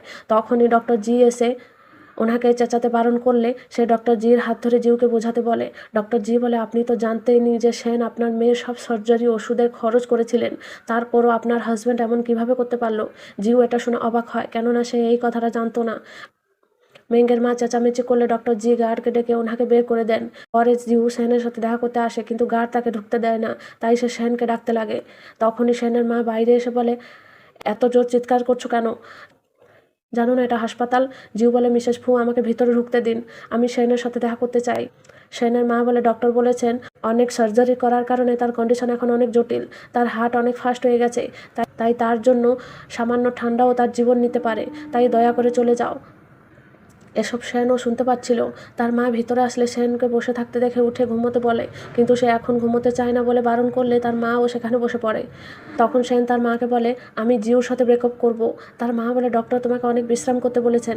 সে বলে, মা আমি আমার শরীরের অবস্থা ভালোভাবেই জানি, তুমি ঠাম্মির জন্য ডোনর খুঁজে দাও। আর হ্যাঁ, আজকের পরে থেকে কখনো জিজি আর জিউকে নিয়ে আমাকে বিরক্ত করবে না, আর গার্ডগুলোকে চলে যেতে বলে দাও। এবার তুমি যাও, আমি ঘুমোবো। তার মা বাইরে গিয়ে গার্ডগুলোকে চলে যেতে বলে দেন। সেন এসব বলে তো দিয়েছিল, কিন্তু সে মনে মনে অনেক কষ্ট পাচ্ছিল। সে কান্না করতে লাগে। এদিকে জিও তাকে বারে বারে কল করছিল, কিন্তু সেন আর তার কল রিসিভ করে না। এদিকে সুঝাওকে তার সেক্রেটারি এসে বলে কোল্ড চেন কোম্পানি টাকা দিয়ে দিয়েছে। সেন আর জিও আজকে দেখা করে। জিও বলে, এটা এই বছরের প্রথম তুষারপাত। আমি খুশি যে আমরা এই দিনেই আবার একে অপরের সাথে দেখা করছি। তুমি আমাকে কিছু বলবে না? সেন বলে, না, আমার কিছু বলার নেই, আমাদের ব্রেকআপ করে নেওয়া উচিত। জিও বলে, তুমি মজা করছো? সেন বলে, না, একটা ভালো সম্পর্ক মানুষকে আনন্দ দেয়, কিন্তু আমাদের একসাথে থাকাটা একে অপরকে সুখ চেয়ে বেশি দুর্ভাগ্য এনে দিয়েছে। জিও বলে, তোমার মা আমার সাথে ব্রেকআপ করে নেওয়ার পরিবর্তে ঠাম্মির জন্য ডোনর খুঁজে দেবেন বলেছেন, তাই তুমি এসব বলছো না? সেন বলে, তুমি ভুল ভাবছো, আর আমি জিজির সাথে বিয়ে করতে যাচ্ছি। জিও বলে, তোমার কি মনে হচ্ছে যে আমি এটা বিশ্বাস করব? সেন বলে, আমার মাকে সাসপেন্ড করা হয়েছে, আমার ভাই কোম্পানিকে নিজের আন্ডারে নিতে চায়, তাই আমার জিজির পরিবারের সমর্থনের প্রয়োজন। জিও বলে, আমি তোমাকে ভালো করেই চিনি, তুমি কোনো দিন কোম্পানির জন্য আমাকে ছাড়তে পারবে না। এটা যদি ঠাম্মির জন্য করে থাকো তবে এর কোনো প্রয়োজন নেই, আমি কিছু না কিছু উপায় খুঁজে বের করব। আশা করছি তুমি এই ডিসিশনটা পাল্টিয়ে নেবা। সেন বলে, আমার কন্ডিশন এখন এমন যে আমি যে কোনো মুহূর্তে মারা যেতে পারি। সেন বলে, আমি যখন কোমায় ছিলাম তখন আমি স্বপ্ন দেখেছিলাম যে আমরা বিবাহিত, আমাদের একটা বাচ্চাও আছে, আমাদের চুল পেকে গেছে, আমি এমনই জীবন বাঁচতে চেয়েছিলাম। যখন আমি জেগে উঠলাম তখন আমি জানতে পারলাম যে আমি তোমার আগেই মারা যাব, তোমাকে একাই সব যন্ত্রণা সহ্য করতে হবে। তাই তুমি কাউকে বেছে নিয়ে তার সাথে শান্তিপূর্ণভাবে জীবনটা কাটাতে পারো, তোমার পরিবারকে নিয়ে তুমি সুখে থাকবে, কিন্তু আমার সাথে থাকলে তুমি হয়তো এসব পাবে না। জিউ বলে, সেন তুমি জানো আমি তোমার কথা শুনে ভয় পাইনি, আমি যেটা ভয় পাই সেটা হলো আমরা সত্যিতেই প্রেমে আছি, কিন্তু আমি আমাদের একসাথে কাটানো সময়গুলোকে আগলিয়ে রেখেছি, সেটাই আমাদের মধ্যে সবথেকে মূল্যবান। তখন সেন তাকে সরি বলে সেখান থেকে চলে যায়। রাতে জিউ তার হাসপাতালে এসে লুকিয়ে বসে কান্না করতে লাগে। কিছুদিন বাদে চাইনিজ নিউ ইয়ার এসে গেছিল। জিউ তার ঠাম্মিকে নিয়ে ঘরে আসে, তারা দুজন বসে ওয়ান্নাটস বানাতে লাগে, কিন্তু জিউ তো রান্নার রও জানতো না। তাই তার ঠাম্মি বলেন, তোমার হাত রান্নার জন্য অযোগ্য, এটা শুধু সার্জারি করার জন্যই বেস্ট। জিউ বলে, ঠাম্মি তুমি বানাও আর আমি খাবো। ঠাম্মি বলেন, সেন কিন্তু জানে এটা কিভাবে বানাতে হয়। জিউ বলে, ঠাম্মি সে যেখানে গিয়েছে সেখানে নেটওয়ার্কের অনেক প্রবলেম দেখা যাচ্ছে, তাই সে আমাকে কল করতে পারছে না, না হলে আমি তার সাথে তোমার কথা করিয়ে দিতাম। ঠাম্মি বলে, কোনো অসুবিধা নেই, আমি শুধু তাকে নিয়ে একটু চিন্তিত। তারপর বলেন, আমি একটু ক্লান্ত অনুভব করছি, তাই আমি বিশ্রাম নিতে যাচ্ছি। ইতিমধ্যে তুমি সব অন্নস বানিয়ে নিও। এদিকে সেনের সাথে দাদু আর তার মা বসে ডিনার করছিলেন। সেন বলে, দাদু নতুন বছরে হাসপাতালে বসে ডিনার করতে দেওয়ার কারণে আমি সত্যিই অনেক দুঃখিত। দাদু বলেন, মানুষের সবচেয়ে মূল্যবান হচ্ছে তার পরিবার, তাই তুমি সুস্থ আছো এতটুকুই আমার জন্য যথেষ্ট। ডিনার করে তারা চলে যাওয়ার পর সেন বসে জিউর কথাই মনে করতে লাগে। সে জিউকে প্রমিস করেছিল যে তারা দুজন একে অপরের সাথে নিউ ইয়ার একসাথে সব বাড়ি কাটাবে। তখনই জিউ তার জন্য বানানো খাবার নিয়ে আসে আর বলে, আমরা একে অপরকে প্রমিস করেছিলাম যে আমরা প্রতি বছর এই দিনটা একসাথে কাটাবো। সেন তখন কথা বদলিয়ে বলে, ব্যাগে কি এনেছো? জিউ বলে, ওয়ান্নার্স, আমি নিজে বানিয়ে রান্না করেছি। সেন বলে, দেখে তো ভালো লাগছে, আমাকে খিদে পেয়ে গেছে। জিউ তাকে খেতে দিলে সেন আর খায় না আর বলে, এটার জন্য ধন্যবাদ। তখন নতুন বছরের কাউন্টডাউন স্টার্ট হয়ে গেলে জিউ 10 থেকে কাউন্ট করতে লাগে, আর 1 বলেই সেনকে কিস করে হ্যাপি নিউ ইয়ার জানায়, কিন্তু সেন তাকে উল্টো বলে দেয় যে অনেক রাত হয়ে গেছে, বাড়ি ফিরে যাও। জিউ মন কষ্ট করে ফিরে গেলে সেন তাকে সরি বলে আর আর কাঁদতে কাঁদতে হ্যাপি নিউ ইয়ার জিউ বলে উইশ করে। জিউ ঘরে ফিরে আসলে তার ঠাম্মি তাকে ডেকে ফ্রিজে রাখা খাবারগুলোর ব্যাপারে তাকে বুঝিয়ে বলেন। জিউ বলে, ঠাম্মি এসব করতে হবে না। তারপর ঠাম্মি জিউকে এই ঘরের পেপার এনে দিয়ে বলেন, এবার এগুলোকে তুমি সামলাও। জিউ নেবে না বলে বারণ করলে ঠাম্মি বলেন, আমি জানি আমি সুস্থ হয়ে যাওয়ার পরও যখন ঘরে ফিরে আসবো আগের মতন বল শক্তি আমার থাকবে না, আর আমার কাছে এই ঘরটাই সম্বল আছে, আমি কোনো টাকা সঞ্চয় করে রাখতে পারিনি, তাই এটাকেই আমার শেষ আশীর্বাদ মনে করে নিজের কাছে রেখে নিও। জিউ বলে, ঠাম্মি এটা আমি শুধু তোমার জন্যই রাখছি। পার্টের শুরুতে দেখানো হয় জিউ আর তার আন্ট দুজনে ডক্টর শনের সাথে কথা বলছিল। ডক্টর তাদেরকে ঠাম্মির কন্ডিশনের ব্যাপারে বলতেছিলেন যে ঠাম্মির সার্জারি করতে ঘরের লোকের পারমিশন নেওয়া আমাদের জন্য জরুরি। আন্ট তখন জিউকে বলেন, তুমি একজন ডক্টর আর এসবের ব্যাপারে তুমি আমার চেয়ে বেশি ভালোভাবে জানো, তাছাড়া তুমি এখন ঘরের ডিসিশন নেওয়ার জন্য উপযোগী, তাই তুমি যা বলবে আমি তাই শুনবো। জিউ তখন তার হেড ডক্টরকে সার্জারি করার জন্য হ্যাঁ বলে দেয়। ডক্টর বলেন, আপনি নিশ্চিন্ত থাকুন, আমি আমার যথাসাধ্য চেষ্টা করব যেন অপারেশনটা সাকসেসফুল হয়। বাইরে এসে আন্ট জিউকে বলেন, এটা অনেক খুশির খবর, আমি এখনই বাজারে গিয়ে মুরগি কিনে এনে রান্না করে তোমার জন্য নিয়ে আসছি। তারপর সেখান থেকে চলে যান। তখন জিউকে সেনের মা কল করে বলেন যে তুমি নিশ্চয়ই খবরটা পেয়ে গেছো যে তোমার ঠাম্মির জন্য ডোনর পাওয়া গেছে, এবার তুমি ওনার অপারেশন করাতে পারো। তারপর সে কলটা কেটে দেন। তখন জিউর কালকের কথাগুলো মনে পড়ে যায়, তাই সে বুঝতে পেরে যায় যে সেন কেন তার সাথে ব্রেকআপ করেছে। তখন জিজি সেনকে নিয়ে আসছিল, জিউ তাকে দেখে সেন বলে ডাকে, কিন্তু সেন জিজিকে নিয়ে যেতে বলে দেয়। এটা দেখে জিউ অনেক কষ্ট পায়। পরে জিউ এসে তার ঠাম্মিকে এই গুড নিউজটা দেয় যে ঠাম্মির ডোনর খুঁজে পাওয়া গেছে। ঠাম্মি বলেন, সত্যি? আর তুমি কি কান্না করছিলে? জিউ বলে, না, আমি তো অনেক খুশি যে তোমার অপারেশন করা হবে। ঠাম্মি বলেন, পাগল মেয়ে কোথাকার। এদিকে সুজাও সেক্রেটারি রুয়ানকে কল করে বলে যে মিস্টার ফুকে হাই ফিভার হয়েছে। রুয়ান বলে, তবে ওনাকে নিয়ে হাসপাতালে যাও। সেক্রেটারি বলে, আমি চেষ্টা করেছিলাম, কিন্তু সে যাবে না বলে বারণ করে দিয়েছেন। আমি ওষুধও কিনে নিয়ে এসেছি, কিন্তু সে ওষুধও খাবে না বলে দিয়েছেন। স্যার বলেছেন যে তিনি আপনাকে না দেখতে পেলে কখনোই ওষুধ খাবেন না, আর হাসপাতালেও যাবেন না। আমার মনে হচ্ছে আপনার একবার এখানে এসে স্যারের সাথে দেখা করে নেওয়াটা উচিত হবে, না হলে হয়তো তিনি 2 ঘন্টার মধ্যেই জ্বরের কারণে মারা যেতে পারেন। রুয়ান বলে, ঠিক আছে, আমি এখনই বের হচ্ছি। সুজাও তার পাশেই বসেছিল, মানে এসব রুয়ানকে ডাকার জন্য প্ল্যানিং ছিল। সুজাও বলে, আমি তোমাকে অল্প মিথ্যা বলতে বলেছিলাম, কিন্তু তুমি তো এর পরের বার তুমি যখন জ্বরের জন্য ছুটি চাইবে তখন আমাকে সাবধানে ভেবে বুঝে ছুটি দিতে হবে। সে সেক্রেটারি বলে, কিন্তু স্যার আপনিই তো আমাকে এটা করতে বাধ্য করেছেন। তারপর সেখান থেকে উঠে চলে যায়। কিছুক্ষণ পর রুয়ান সুজাওকে দেখার জন্য রুমে ঢুকলে সবার আগে তার নজর এই বাচ্চার দোলনাটার উপরে পড়ে। তখন সুজাও তাকে জিজ্ঞাসা করে, তুমি এখানে? রুয়ান তাকে জিজ্ঞেস করে, এখন একটু ভালো লাগছে তোমাকে? সে বলে, অনেক দুর্বল লাগছে। রুয়ান তার কপালে হাত রেখে বলে, কিন্তু তোমার জ্বর আছে বলে মনে হচ্ছে না। সে বলে, আমি ওষুধ খেয়েছি। রুয়ান বলে, ঠিক আছে, আমি তোমার জন্য পরিস নিয়ে এসেছি, এখানে রেখে দিচ্ছি, পরে তুমি খেয়ে নিয়ে ঘুমিয়ে পড়বে। ওঠার পর জ্বর আর থাকবে না। তারপরও জ্বর কমে না থাকলে ডক্টরের কাছে একবার চলে যাবে। এখন আমি আসছি বলেই যেতে লাগে। তখন সুজাও তার হাত টেনে ধরে বলে, তোমার মনে আছে আমি বলেছিলাম যে আমি বাচ্চা চাই না? এখন আমি তোমাকে সব সত্যি করে বলবো, কারণ আমি ভয় পাচ্ছিলাম।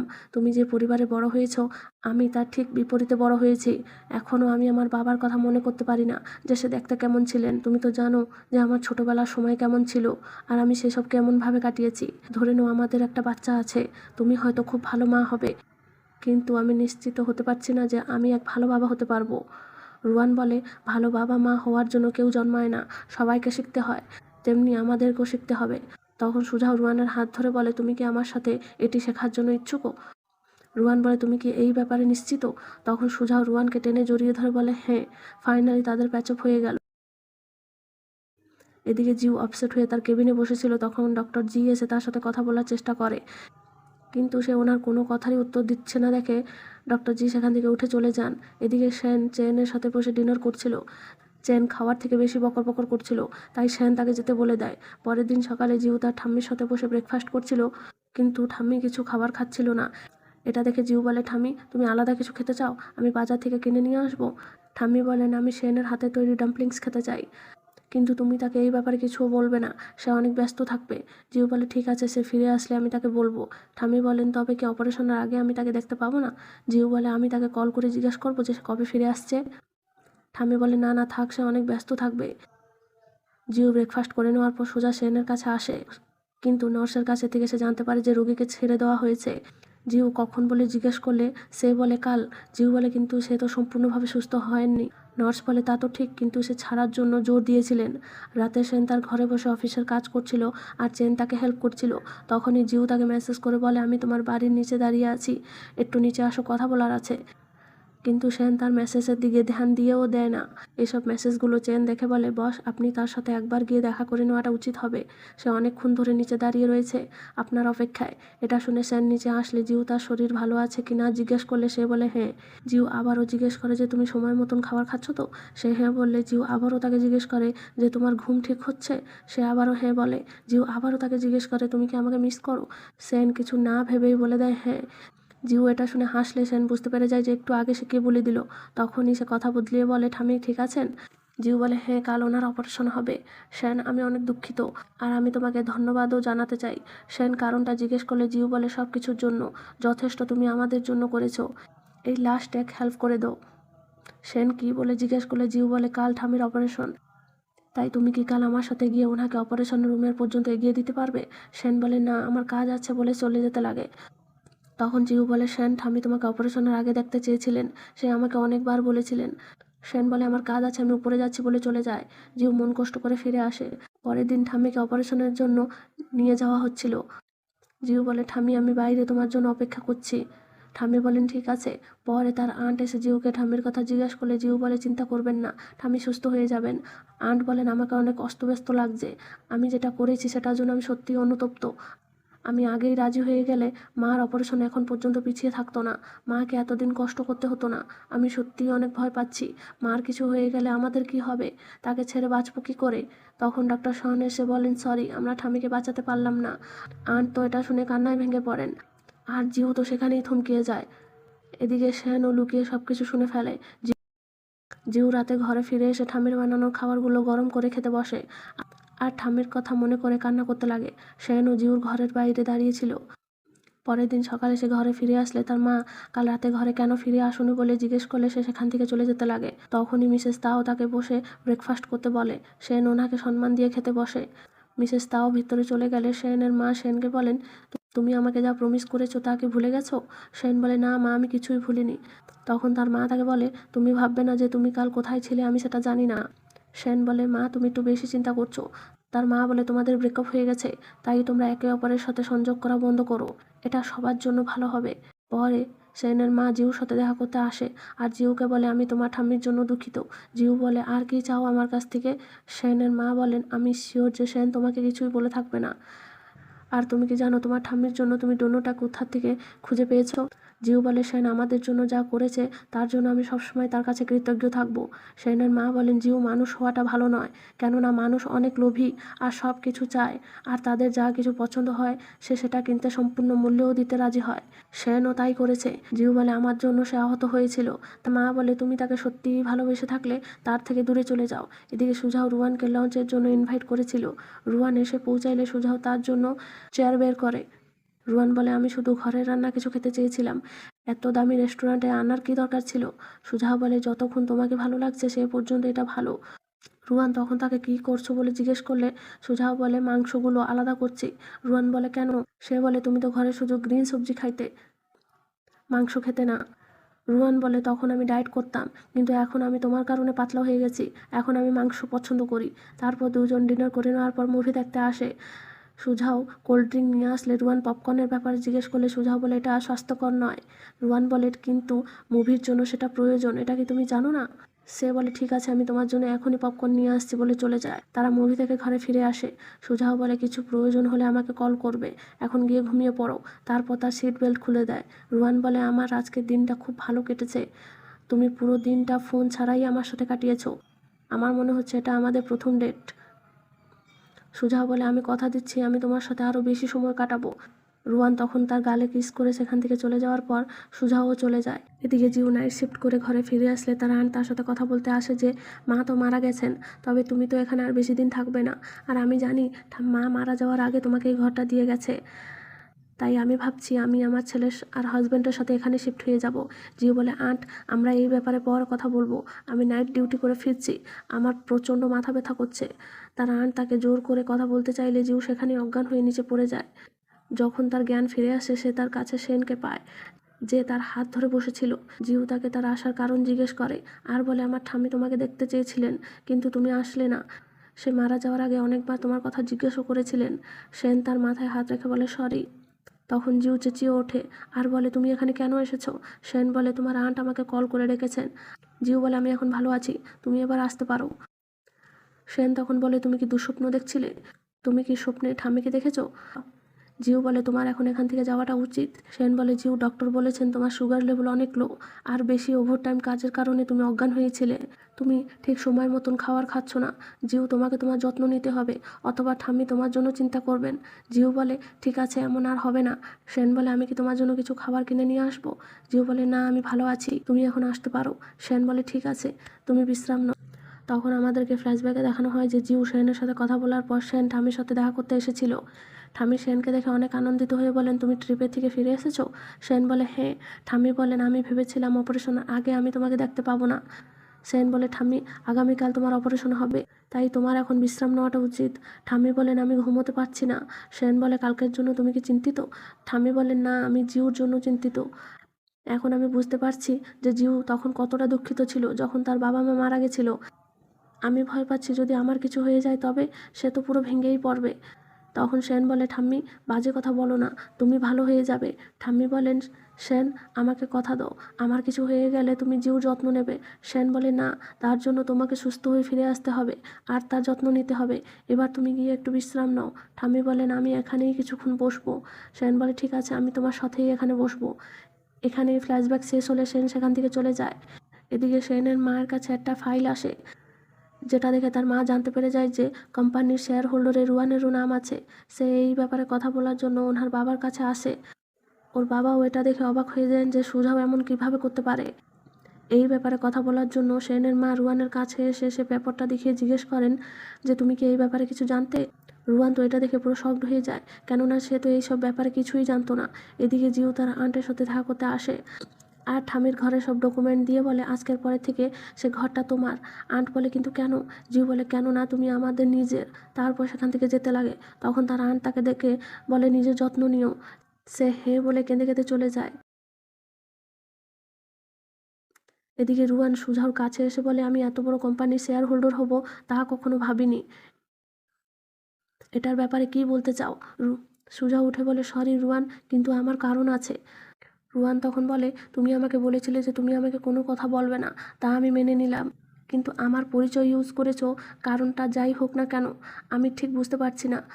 তুমি ডাইভোর্স চাচ্ছ না, এটাই তার আসল কারণ ছিল না? সুঝাও বলে, না, তুমি ভুল ভাবছো। রুয়ান বলে, তুমি শুধু আমাকে খেলনার মতন ইউজ করছো। তারপর রেগে সেখান থেকে চলে যায়। তখন সুঝাও তার সেক্রেটারিকে কল করে সেনের মার বিরুদ্ধে রাখা এভিডেন্সগুলো পুলিশকে দিয়ে দিতে বলে দেয়।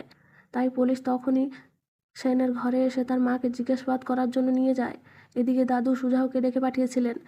সে আসার পর দাদু তাকে জিজ্ঞেস করেন, রেড স্টোন লিয়াংতিয়ানকে দখল করতে চায়, এই খবরটা গুজব নয়। সুজাও বলে, তবে আপনি সব জেনে গেছেন?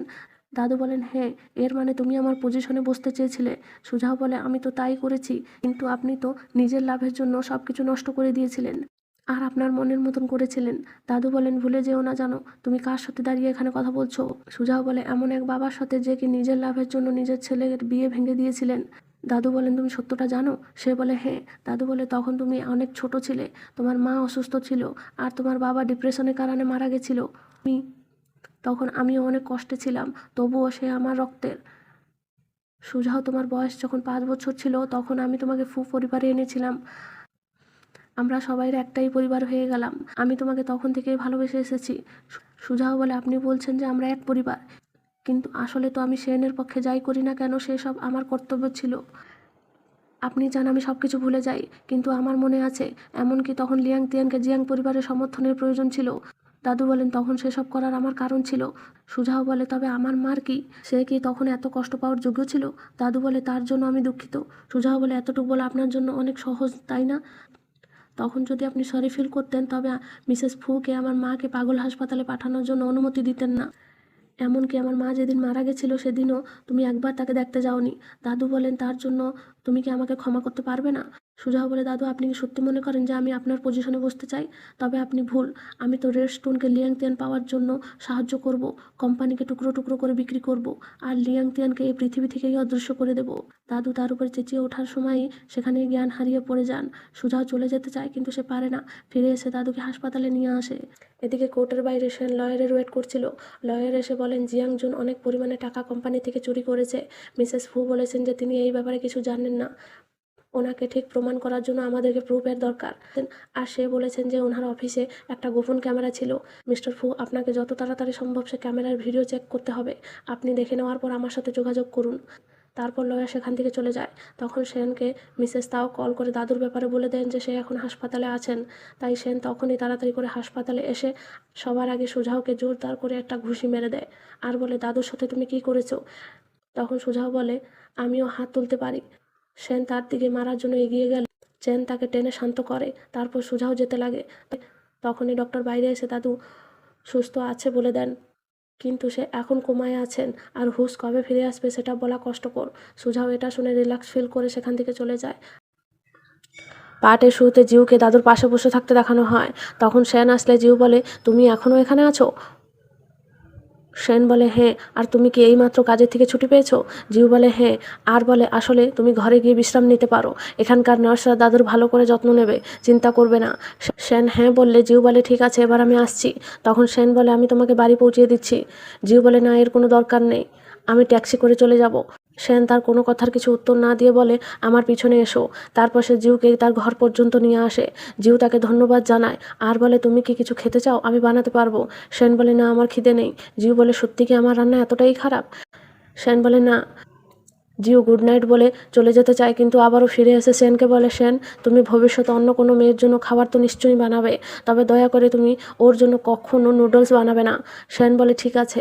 তারপর জিউ সেখান থেকে চলে যায়।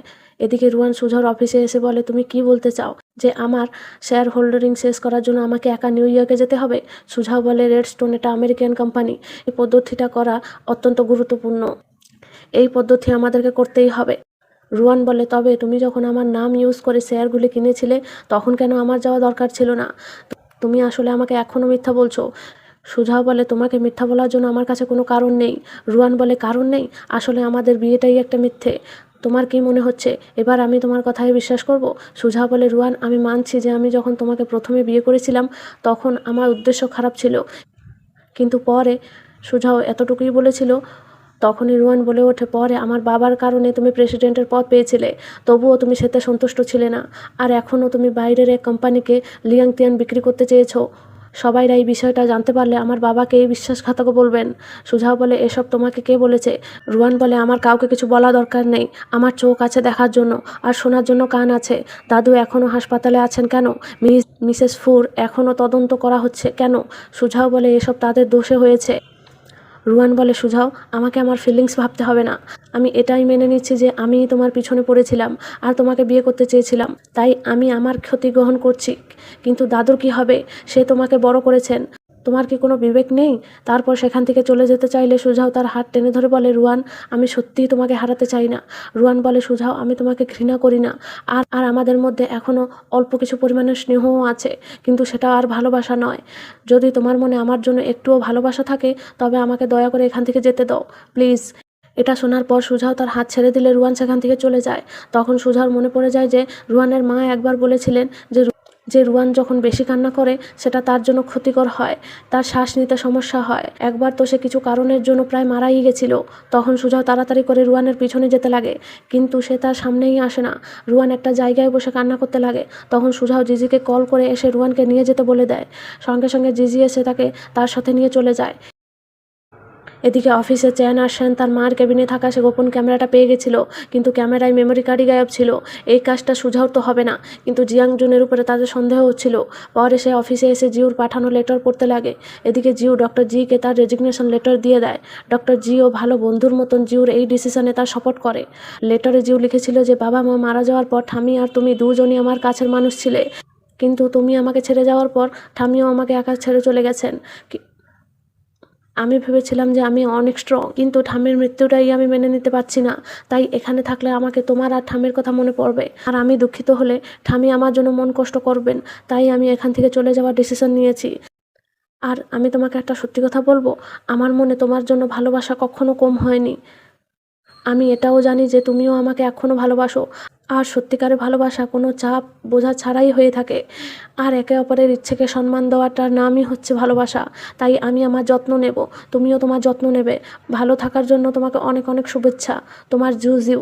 এইসব পড়ে শ্যান অনেক ইমোশনাল হয়ে যায়, ওর চোখে থেকে জলও পড়তে লাগে। পরের দিন সুঝাও রুয়ানের সাথে কথা বলার জন্য আসে, কিন্তু রুয়ান কথা বলতে চায় না, তাই সে যেতে লাগে। তখন সুঝাও তাকে বাড়ি ছেড়ে দেবে বলে, কিন্তু রুয়ান বারণ করে বলে, আমি ক্যাব বুক করে নিয়েছি। সুঝাও বলে, কিন্তু বাইরে তো অনেক জোর বৃষ্টি হচ্ছে, যাবে কি করে?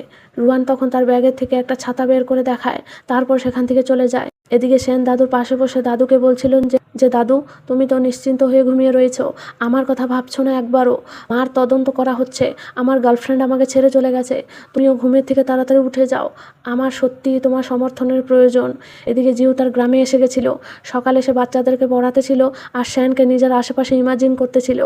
রাতে সে সেনের জন্য লেটার লেখে যে এখানে আসার পর আমি জানতে পেরেছি যে এখানকার সিচুয়েশন অনেক খারাপ, ভাইরাসের কারণে অনেক লোক মারা গেছে আর অনেক লোক এখনও হাসপাতালে রোগের সাথে লড়াই করছে। আমি প্রত্যেক দিন গুলির শব্দ সাথে বিস্ফোরণের শব্দও শুনতে পাই, কিন্তু এখন আমার ভয় চেয়ে বেশি আমি নিজেকে পাওয়ারলেস মনে করি। কিন্তু আমি এখানে খুব ভালো আছি আর তোমাকে অনেক মিস করছি। তারপর সে লেটারটাকে সে তার বইয়ের মধ্যে রেখে নেয়। এদিকে জিয়াংজুন হাসপাতালে আসলে সেন তার পিছু করে তাকে ধরে ফেলে। জিয়াংজুন বলে, সেন ধৈর্য রেখে আমার কথা শোনো। সেন বলে, সেটাই তো আমার কাছে নেই। জিয়াংজুন বলে, আমি জানি তুমি আমার কথার উপর বিশ্বাস করতে চাও না, কিন্তু এটাই সত্যি যে এসব আন্ট নিজের ইচ্ছাতে করেছেন। সে এখন এসবের জন্য রিগ্রেট করছেন। সেন বলে, জিয়াংজুন আর কতদিন আমার মাকে দোষ দিয়ে লুকোতে চাও? তুমি অনেক খারাপ আর বোকা। তোমার কি মনে হয়েছিল যে ফাইন্যান্স অফিসে একটাই ক্যামেরা আছে আর তুমি সে ক্যামেরাটা নষ্ট করে দিলে সব কিছু ঠিক হয়ে যাবে? জিয়াংজুন বলে, আমার সাথে গেম খেলা বন্ধ করো। তোমার কাছে যদি কিছু প্রুফ থাকতো তবে তুমি তোমার সাথে পুলিশকে নিয়ে আসতে, আর কিছু প্রুফ যদিও আছে আমাকে দেখাও।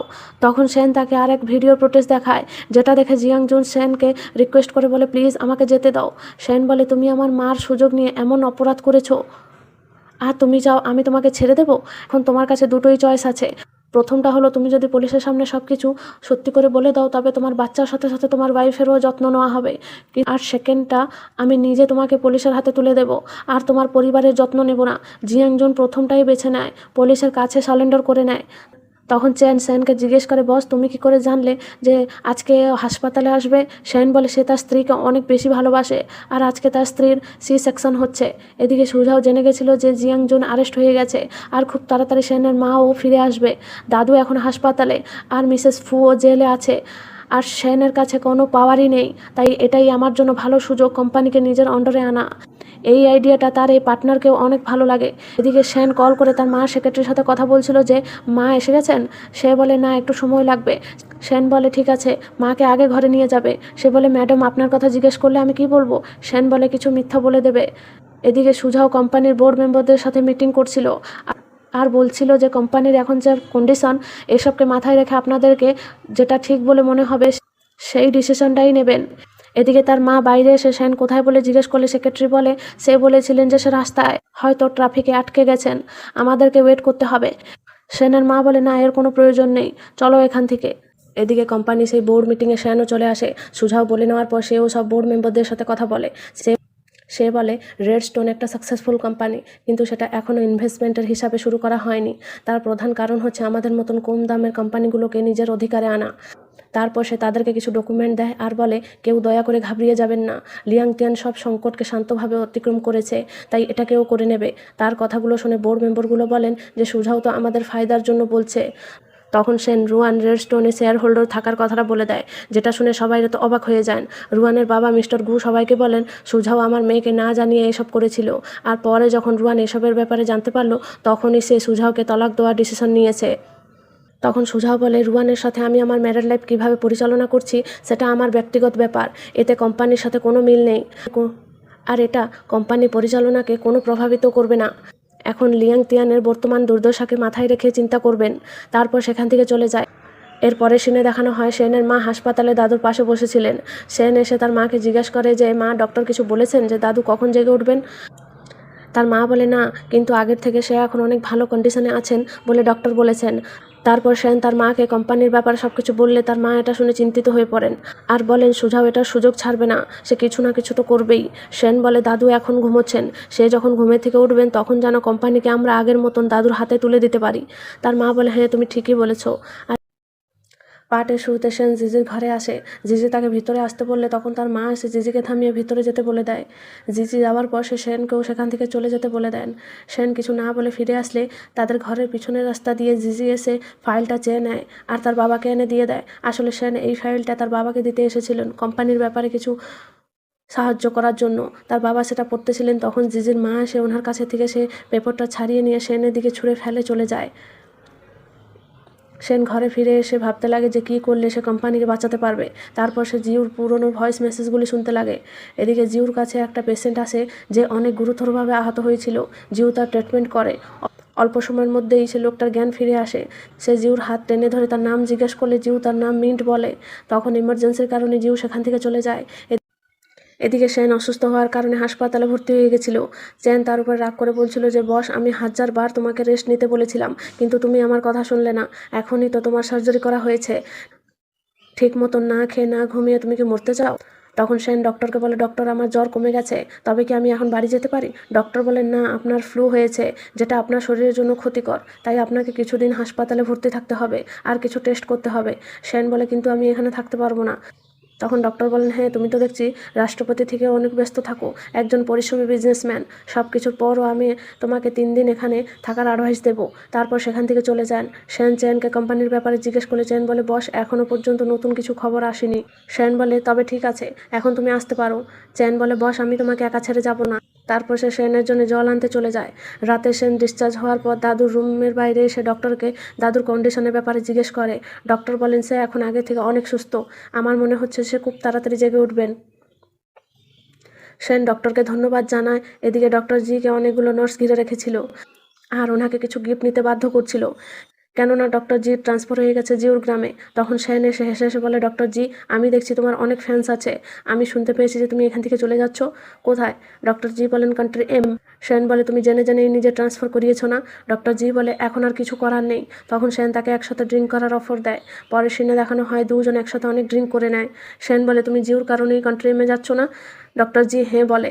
সেন বলে, তুমি তো পুরো খোলামেলাভাবে কথা বলছো, তুমি নিজের উপর অনেক আত্মবিশ্বাসী। ডক্টর জি বলেন, তবে তুমি কি চাও আমার তোমাকে মিথ্যা বলার উচিত ছিল? তখন তুমি আমাকে বলতে আমি একজন মিথ্যাবাদী যে তোমার গার্লফ্রেন্ডকে চুরি করতে চায়। না না, সরি, এক্স গার্লফ্রেন্ড। আমি আগে একটা চান্স মিস করে নিয়েছি, কিন্তু এবার এটি মিস করব না। সেন বলে, এসবে আমি কোনো আগ্রহী নই, তুমি আমাকে উইচ্যাটে অ্যাড করে নাও, আমরা দুজন অনেক দিন ধরে একে অপরকে চিনি। ডক্টর জি বলে, তার কোনো প্রয়োজন নেই। সেন বলে, লিয়াং তিয়ান আর হোপ খুব ঘনিষ্ঠ হয়ে কাজ করছে, তাই এখন আমাদেরকে যোগাযোগ রাখতে হবে। আমি জিওর ব্যাপারে সব কিছু জানতে চাই, আমি তার সাথে সোজাসুজি যোগাযোগ করতে পারবো না, তবে তুমি কি চাও আমি তার সাথে সোজা যোগাযোগ করি? তখন ডক্টর জি তাকে উইচ্যাটে অ্যাড করে নেয়। রাতে দেখানো হয় সেন তার মার কাছে বসেছিল। তখন তার মা দাদুর কথা জিজ্ঞেস করলে সেন বলে সে সুস্থ আছেন। তখন সেন জিজ্ঞেস করে যে কেউ কি আমাদের শেয়ার্স দিতে রাজি হয়েছে? তার মা বলে, না, কেউ আমাদের হেল্প করছে না, কোম্পানি সুঝাওর হাতেই চলে গেল। পরে সেন দাদুর ছবির সাথে কথা বলতে লাগে যে, দাদু, তুমি আমার জায়গায় থাকলে কি করতে? আমি ঠিক কিছু বুঝতে পারছি না যে কী করে আমি কোম্পানিকে বাঁচাবো। পরের দিন সুঝাও সেক্রেটারি এসে বলে, স্যার, 2-3 জন সেনকে নিজের শেয়ার্সগুলো দিতে রাজি হয়ে গেছেন। সুঝাও তো এটা শুনে অনেক অবাক হয় যে তারা কিভাবে রাজি হয়ে গেল, তারা তো প্রথমে বারণ করেছিল। পরে লিফটে 2 ভাইয়ের দেখা হলে সুঝাও জিজ্ঞেস করে যে তুমি তাদেরকে কিভাবে নিজের পাশে করে নিলে। সেন সেন বলে, বিজনেসের এসবে তুমি মাথা না ঘামিয়ে আলাদা দিকে নিজের মাথা লাগাও। তারপর সেখান থেকে চলে যায়। এদিকে দাদুর কাছে কোম্পানির একটা বোর্ড মেম্বার এসে বলে, মিস্টার ফু, আপনি তাড়াতাড়ি জেগে ওঠেন, আমরা সবাই আপনার ওঠার অপেক্ষা করছি। এদিকে জিউ ডক্টর জিকে দেখে সারপ্রাইজড হয়ে যায় আর জিজ্ঞেস করে, তুমি এখানে কিভাবে? ডক্টর জি বলেন, আজকে থেকে আমিও এখানকার লোকেদের চিকিৎসা করব। জিউ এটা শুনে খুশি হয়। তারপর সে ডক্টর জির হেল্প করার জন্য সেখান থেকে চলে যায়। এতে ডক্টর জি অনেক খুশি হয়। এদিকে সেন ডক্টর জির উইচ্যাট পোস্টগুলো দেখতেছিল। তখন ডক্টর জির সাথে জিউর ছবিকে দেখে জেলাসি হয়ে শুধু জিউর ছবিকে ক্রপ করে দেখে দেখে খুশি হতে থাকে। পরের দিন রুয়ান জিজির সাথে দেখা করতে হাসপাতালে আসে। দুজন বসে একসাথে লঞ্চ করে। তখন জিজি বলে, তুমি তো আমার সাথে শুধু লঞ্চ করতে এখানে এসে থাকবে না, কী কাজ ছিল বলো? তখন রুয়ান বলে, আসলে আমি কান্ট্রি এমে যেতে চাই, আর সেখানকার কিছু ছবি তুলে পরে সেগুলো আমার আর্ট গ্যালারিতে লাগাতে চাই। জিজি বলে, কিন্তু তুমি একা যাবে কি করে? আর কি তুমি এই ব্যাপারে ঘরে কথা বলে নিয়েছো? রুয়ান বলে, হ্যাঁ, আর আমি নিজের যত্ন নিজে নিতে পারবো। আর তুমি কি আমার তরফে থেকে দাদুকে এটা জানিয়ে দেবে? জিজি বলে, তুমি একবার দাদুর সাথে দেখা করে নাও, কে জানে তুমি আসার ভিতরে কি হবে। রুয়ান বলে, আমি কি করে আমার মুখ ওনাকে দেখাবো? কোম্পানির আজ এই দশা আমার জন্য। জিজি বলে, কিন্তু এসবে তোমার কোনো ভুল নেই। জিজির কথা শোনার পর রুয়ান দাদুর সাথে দেখা করতে আসে। তখন সেন সেখানে আসলে রুয়ান তার দিকে তাকাতে পারছিল না লজ্জায়। সে বলে, এসব আমার কারণে হয়েছে, দাদু, আর তোমার এ দশা আমার কারণে হয়েছে। সেন বলে, এসবে তোমার কোনো দোষ নেই। রুয়ান বলে, একবার সে আমাকে এটা বলে সাইন করিয়েছিল যে বিদেশে কোথায় ইনভেস্ট করছে। আমি পেপারটা ভালোভাবে পড়েছিলাম না, ভালোবাসায় অন্ধ ছিলাম তো, তাই ভেবে নিয়েছিলাম যে সে যা কিছু করছে সব কিছু ঠিক করতে থাকবে। প্লিজ আমাকে ক্ষমা করে দাও। সেন বলে, এতে তোমার কোনো ভুল নেই, এমনিতেও তোমার বাবা আমাদের অনেক হেল্প করেছে, এটা আমার আর তার মধ্যে ঝগড়া, তাই তুমি নিজেকে দোষ দিও না। রুয়ান তখন দাদুকে বাই বলে চলে যায়। এদিকে সুজাও কোম্পানিতে একা বসে দাদুর ছবি দেখে মনে করছিল যে দাদুকে আমি কি বলে দিয়েছি, আমার জন্য এই দাদুর এই কন্ডিশন। তখন সিকিউরিটি গার্ড এসে জিজ্ঞেস করে কে এখানে। তারপর সুজাওকে দেখে জিজ্ঞেস করে আপনি এখানে কি করছেন, আপনি বেশি চিন্তা করবেন না, চেয়ারম্যান ফু খুব তাড়াতাড়ি সুস্থ হয়ে উঠবেন। সে এইভাবে দাদুর নামে অনেক প্রশংসা করছিল, যে সব শুনে সুজাওকে ভালো লাগে না। তাই সে সিকিউরিটি গার্ডকে সেখান থেকে যেতে বলে দেয়। পরে সুজাও কলে কথা বলছিল, তখনই ভুল করে সুজাওর হাতের থেকে সে ছবিটা নিচে পড়ে ভেঙে যায়। তখন সুজাও একটা ছবি দেখতে পায়, যেটা আসলে তার বাবা মার ছবি ছিল, আর সে ছবির পিছনে কিছু লেখা হয়েছিল। সেটা পরে সুজাও সোজা হাসপাতালে চলে আসে দাদুর কাছে, আর দাদুকে বলে দাদু তুমি জেনে জেনেই সে ছবিটা সেখানে রেখেছিলে, যাতে আমার নজর সেই ছবিটার উপরে খুব সহজেই পড়ে যাবে, আর আমি নিজেকে দোষী মনে করব, কিন্তু আমি আর তোমার কথায় প্রভাবিত হব না। সুজাওর কথায় দাদু নিজের হাত লাড়াচাড়া করলে সুজাও এটা দেখে ডক্টরকে কল দেয়। ডক্টর আসলে সে সেখান থেকে চলে যায়। দেখানো হয় দাদুর জ্ঞান ফিরে এসেছিল, আর সেন ডক্টরের সাথে কথা বলতেছিল যে দাদু কি এখন বিপদমুক্ত। ডক্টর বলেন হ্যাঁ, ওনার আরও কিছু পরীক্ষা করতে হবে। তখন দাদু বলেন সেন আমি ঘরে যেতে চাই। ডক্টর বলেন না, আপনি হাসপাতাল ছেড়ে কোথাও যেতে পারবেন না, এখন আপনি সম্পূর্ণভাবে সুস্থ হননি, আপনি আমার থেকে নিজের শরীরের কথা বেশি ভালো করেই জানেন। দাদু বলেন আমি পুরো সুস্থ আছি। সেন বলে ডক্টর আমি দাদুর সাথে কথা বলছি। ডক্টর সেখান থেকে চলে গেলে দাদু সেনকে জিজ্ঞেস করে তোমার ভাই কি এখানে এসেছিল। সেন হ্যাঁ বললে দাদু বলেন তাকে কখনো দোষ দেবে না, পরিবারের ঝগড়া হওয়াটা তো স্বাভাবিক। সেন বলে ঠিক আছে দাদু, এখন তোমার সার্জারি করা হয়েছে, তাই বেশি কথা না বলে ঘুমিয়ে পড়ো।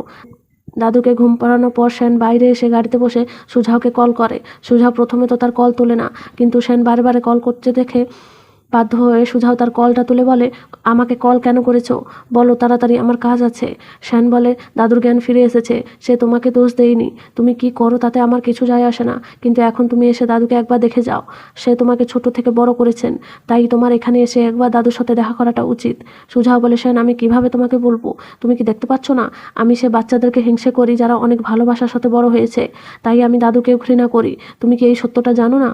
আমি তোমার সাথে সাথে লিয়াং তিয়ানকেও ঘৃণা করি, আর তোমার মাকেও ঘৃণা করি। তুমি বলছো তুমি জানো না যে আমি কেন লিয়াং তিয়ান পেতে চাই, তবে শোনো আমি লিয়াং তিয়ানকে ভেঙে ফেলবো আর এটিকে টুকরো টুকরো করে বিক্রি করব, ঠিক যেমনি আমি জিনিসগুলো বিক্রি করি। আমি মিস্টার ফুর বানানো লিয়াং তিয়ানের সব প্রচেষ্টা সব দিনের জন্য নষ্ট করে দেব।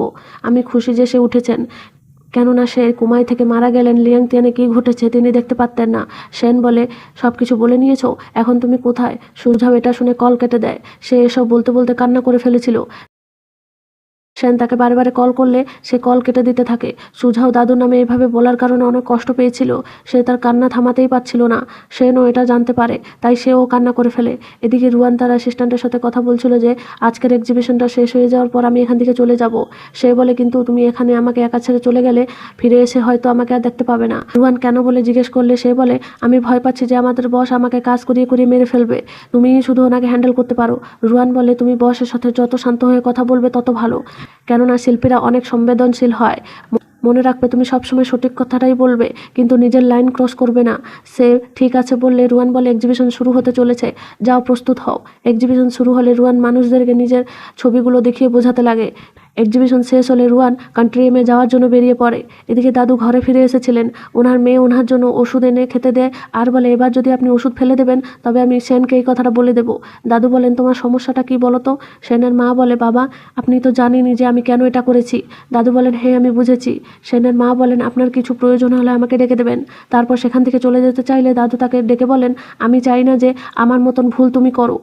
সেনের মা বলে বাবা আপনার লাইফ কি ভালো নেই, সবাইরা আপনার যত্ন নিচ্ছে, আপনার নাতি এখন কোম্পানিকে খুব ভালোভাবে সামলাচ্ছে, কিন্তু আপনি সব সময় সে মহিলা এবং তার ছেলের কাছে ঋণী। তাই সেন যতটাই কঠিন পরিশ্রম করুক না কেন আপনি কখনো আমার ছেলেকে কোম্পানির দায়িত্ব দেবেন না। দাদু বলেন আমি এর জন্য দুঃখিত, এসব আমার দোষ। সেনের মা বলেন আপনি এমনটা বলবেন না, আমি এই ধরনের ব্যথা ভোগ করব, এটা সবসময় এরকমই ঘটে, যতদিন আমাদের ইচ্ছে থাকবে ততদিন আমরা বেঁচে থাকবো। যাই হোক আমার কাছে আমার ছেলে সেন আছে। এদিকে সুজাও বারে বসে ড্রিঙ্ক করছিল, তখন তার কাছে তার সেক্রেটারি এসে বলে স্যার আমি আপনাকে কল করেছিলাম কিন্তু আপনার ফোন বন্ধ আছে, জেমস আপনাকে খুঁজছিল। জেমস হচ্ছে সুজাও পার্টনার, তিনি বলেছেন আপনি 1 ঘন্টার মধ্যে তার সাথে কথা না বললে সে বিনিয়োগের অ্যানাউন্সমেন্ট করে দেবে। সুজাও বলে তাকে গিয়ে বলে দাও যে দাদু উঠে গেছেন আর আমরা কিছু করতে পারবো না, তাই এটাকে এখন শুধু থামা যাক। সেক্রেটারি বলে স্যার মিস্টার ফু ঘরে এসে গেছেন, আপনি কি ওনাকে দেখতে যাবেন না? সুজাও বলে ওনাকে দেখতে অনেক মানুষ লাইনে দাঁড়ানো, ওনার কাছে অনেক মানুষ আছে, ওনার আমার কোনো দরকার নেই। সেক্রেটারি আগে কিছু বলতো, সুজাও তাকে যেতে বলে দেয়। এদিকে রুয়ান একটা মেয়েকে জিউর কাছে নিয়ে আসে ট্রিটমেন্ট করার জন্য। জিউ তাকে দেখে অবাক হয়ে জিজ্ঞেস করে, রুয়ান তুমি এখানে? রুয়ান বলে, আগে তুমি এই মেয়েটাকে বাঁচাও। জিউ তাকে বাইরে ওয়েট করতে বলে। তারপর সে মেয়েটার ট্রিটমেন্ট করতে লাগে। পরে জিউ বাইরে আসলে রুয়ান সে মেয়েটার ব্যাপারে জিজ্ঞেস করলে জিউ বলে সে ভালো আছে, কিন্তু সে অনেক গুরুতর আহত হয়েছে।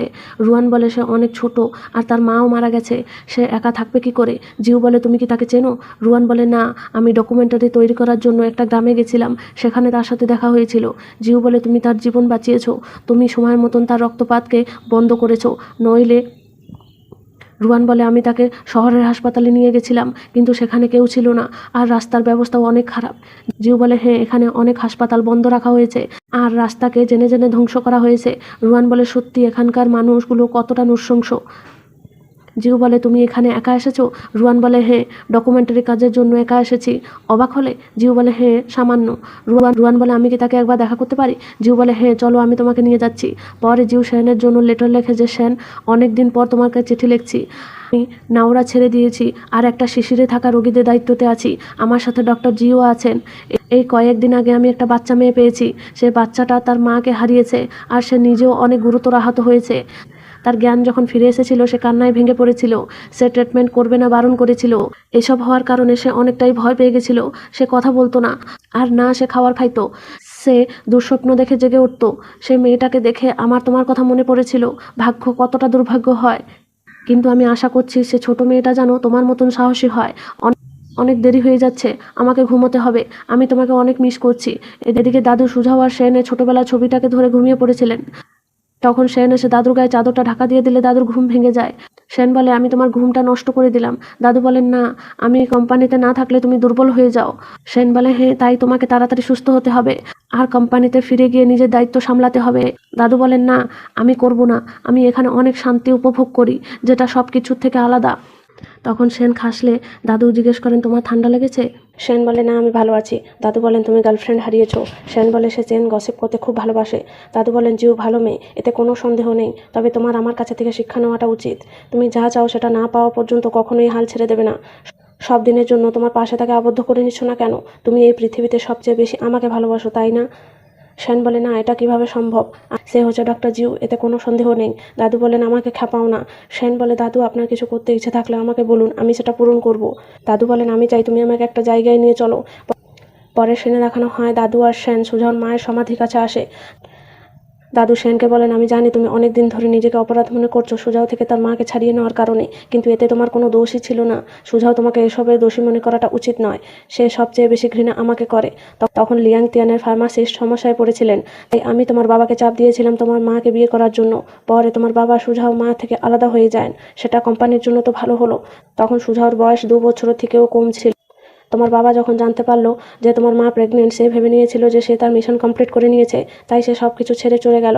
সে সুজাওর মার কাছেও যেতে পারলো না। সুজাওর মা যখন তোমার বাবার ডেথের খবর পায় তখন সে ডিপ্রেশনে পড়ে যান।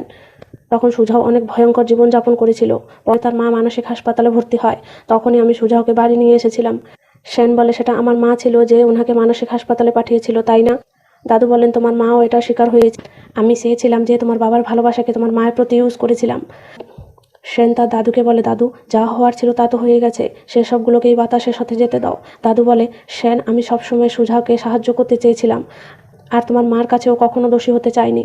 আমি কাউকে ঘৃণা করতে চাই না, কিন্তু এটা কিভাবে করতে হবে তা আমি জানি না। তখন সেন দাদুকে বলে, আমাকে বলো আমি কি করব। দাদু বলেন, আমার বিশ্বাস তুমি আমার চেয়েও ভালো করবে, কিন্তু মনে রাখবে তোমার মা এবং তোমার ভাই দুজনই তোমাকে অনেক ভালোবাসে। এখন তুমি যাও, আমি এখানে কিছুক্ষণ থাকবো। রাতে দাদু সেনকে নিজের পাশে বসিয়ে জিজ্ঞেস করেন যে, সেন, তুমি কি এখনও আমাকে ভালোবাসো? সেন বলে, দাদু, আমার হৃদয়ে তুমি সবসময় সবচেয়ে গুরুত্বপূর্ণ। তুমি আমাকে যত ভালোবাসো তার থেকে বেশি আমি তোমাকে ভালোবাসি। তারপর দেখানো হয় দাদু মারা গেছে, কিন্তু সে মারা যাওয়ার আগে নিজের উকিলের কাছে একটা নোট দিয়ে গেছেন, যেতে লেখা হয়েছিল যে লিয়াং তিয়ানার ফার্মাসিস্টকাল প্রতিষ্ঠা আমি করেছি। সম্পদ অর্জনের জন্য আমি সব কিছু ছেড়ে দিয়েছিলাম। আমি বৃদ্ধ হওয়ার পরই বুঝতে পেরেছি যে পরিবার হচ্ছে মানুষের সবচেয়ে গুরুত্বপূর্ণ সম্পদ। আমার নামে থাকা সমস্ত জায়গা আর গয়না আমি আমার পুত্রবধূ জিয়াং শুনিংয়ের কাছে হস্তান্তর করার আদেশ দিচ্ছি, আর লিয়াং তিয়ানের শেয়ার সমান 3 ভাগে বিভক্ত করা হবে। তারা হচ্ছে জিয়াং শুনিং, ফু সুঝাও এবং ফু ইউনসেন। আর পরিচালনা ক্ষেত্রে আমার ভোট দেওয়ার অধিকার আমি আমার কনিষ্ঠ নাতি সেনকে দিচ্ছি। বাকি যা থেকে গেল সেই সব আমি লিয়াংজি আর্ট গ্যালারিকে দান করছি। আর আমার সমস্ত ডিপোজিট লিয়াং তিয়ান গ্যালারিকে দিচ্ছি লিয়াং তিয়ান আর্ট ফান্ড প্রতিষ্ঠা করতে। যে মেয়েরা পড়ালেখা করার মতন অবস্থায় নেই তাকে এই ফান্ডরা সাহায্য করবে। লিয়াংতিয়ান গ্রুপের ম্যানেজমেন্টের সুঝাওর ভোট দেওয়ার ক্ষমতা থাকবে। উকিল পড়ে নেওয়ার পর সেখান থেকে চলে যান। পরে সেন তার মাকে নিয়ে যাওয়ার সময় সুঝাওর দিকে তাকিয়ে সেখান থেকে চলে যায়। রাতে সে এসে জিউর ঘরের সামনে বসে কান্না করে আর জিউকে ভয়েস মেসেজ করে বলে যে দাদু আর আমাদের কাছে নেই, দাদু আমাকে সব দিনের জন্য ছেড়ে চলে গেছে। সে আরও বলে আমি তোমাকেও হারিয়েছি, আমি অনেক কষ্টতে আছি। জিউ মেসেজগুলি শোনার পর শ্যানকে মেসেজ করে বলে আমি তোমার জন্য কী করতে পারবো। শ্যান মেসেজটা পড়ছিল তখনই জিউ তাকে কল করে। কলটা তুলে কান্না করতে থাকে। তার কান্না শুনে জিউও কাঁদতে থাকে। কেউ কারোর সাথে কথাই বলতে পারছিল না। পরের দিন শ্যান সুঝাওর মায়ের টমের কাছে এসে বলে মিস্টার লিন, দাদু মারা গেছেন। আমি জানি না আপনাদের অন্য এক জায়গায় একে অপরের সাথে দেখা হবে কি না, কিন্তু আমি সময় পেলে আপনার সাথে দেখা করতে অবশ্যই আসবো। তখন সুঝাও এসে বলে এই ফুলগুলো কে এনেছিল।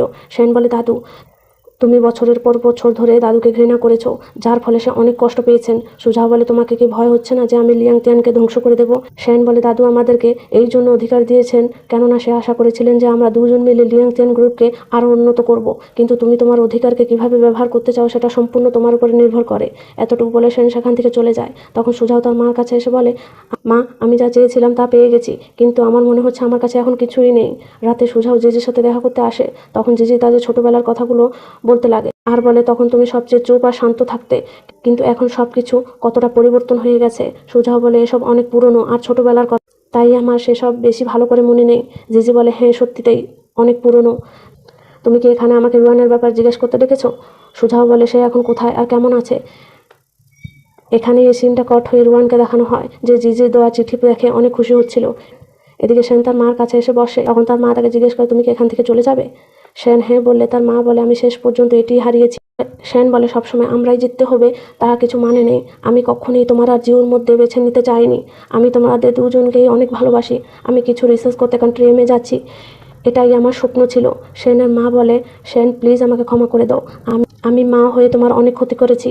আমি আমার জীবনে শুধু তাদের সাথে থাকতে চেয়েছিলাম, কিন্তু তারাই আমার থেকে দূরে চলে গেল। প্রথমে তোমার বাবা আর এখন তুমি।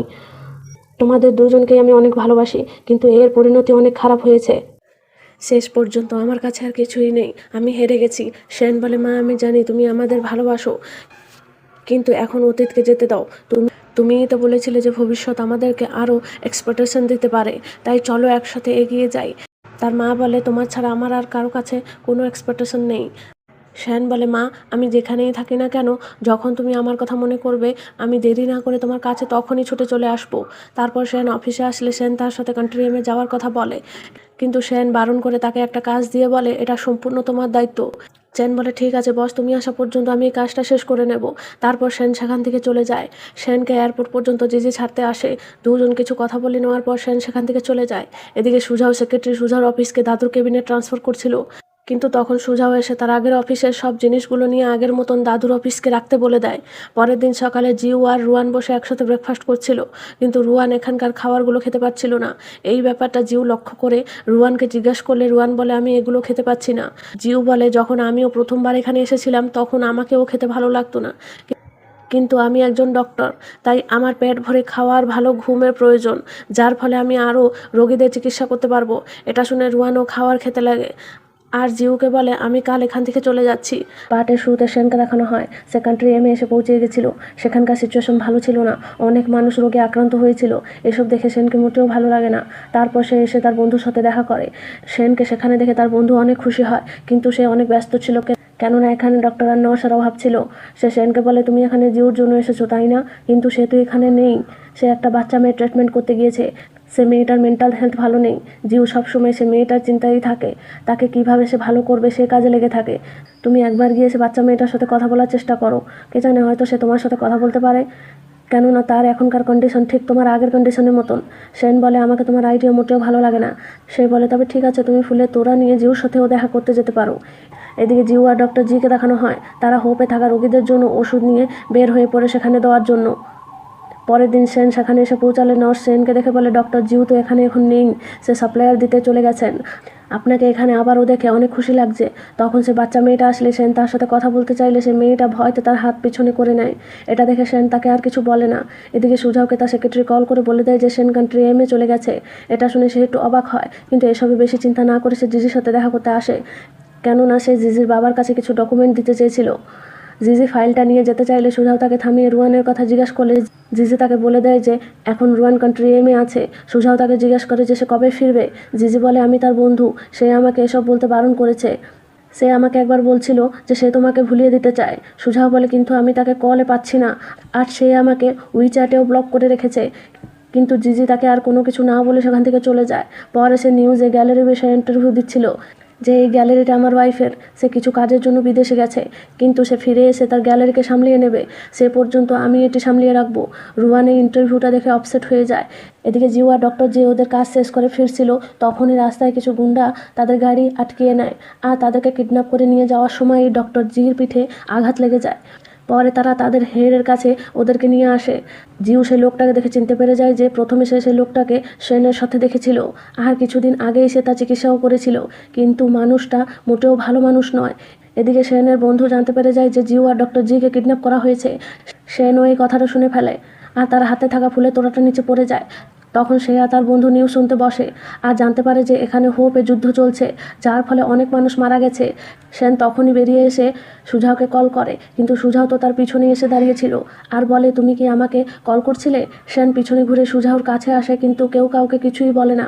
কিন্তু দু ভাই দুজনের চোখে তাকিয়েই দুজনের মনের কথা বুঝতে পেরে যায়। এদিকে রুয়ানও জেনে গেছিল যে জিউ আর ডক্টর জির কিডন্যাপ হয়েছে, তাই সে তখনই চেনকে কল করে সেনকে এই কথাটা জানানোর জন্য। কিন্তু সে চেনের কাছ থেকে জানতে পেরে যায় যে সেনও কান্ট্রি এমে এসে গেছে, আর সুজাও। রুয়ান তো এটা শুনে দুজনের জন্য চিন্তিত হয়ে পড়ে। এদিকে সুজাও জিজির কাছে থেকে রুয়ানের নম্বরটা নিয়ে নেয়, আর তাকে কল করে তার সাথে কথা বলতে লাগে, কিন্তু রুয়ান তার গলা শুনেই কান্না করতে লাগে। সুজাও তাকে বলে উত্তর না দিলে আমি জানবো কী করে যে এটা রুয়ানেরই নম্বর, শুধু এটি বলে দাও যে তুমি ভালো আছো তো। রুয়ান হ্যাঁ বললে সুজাও খুশি হয়ে যায়, আর তখনই সঙ্গে সঙ্গে রুয়ান তার কলটা কেটে দেয় আর অনেক কান্না করে। এদিকে শেন আর সুজাও দুজনই গার্মেন্টের কাছে এসেছিল হেল্প চাওয়ার জন্য, কিন্তু সে বলেন আমরা এর কোনো কিছুর দায়িত্ব নেব না, কে জানে তারা এখনও পর্যন্ত বেঁচে আছে কি নেই। এটা শুনে সেন রেগে যায়, সে বলেন তুমি আমার অফিসে আছো, ভুলে যেও না জানো।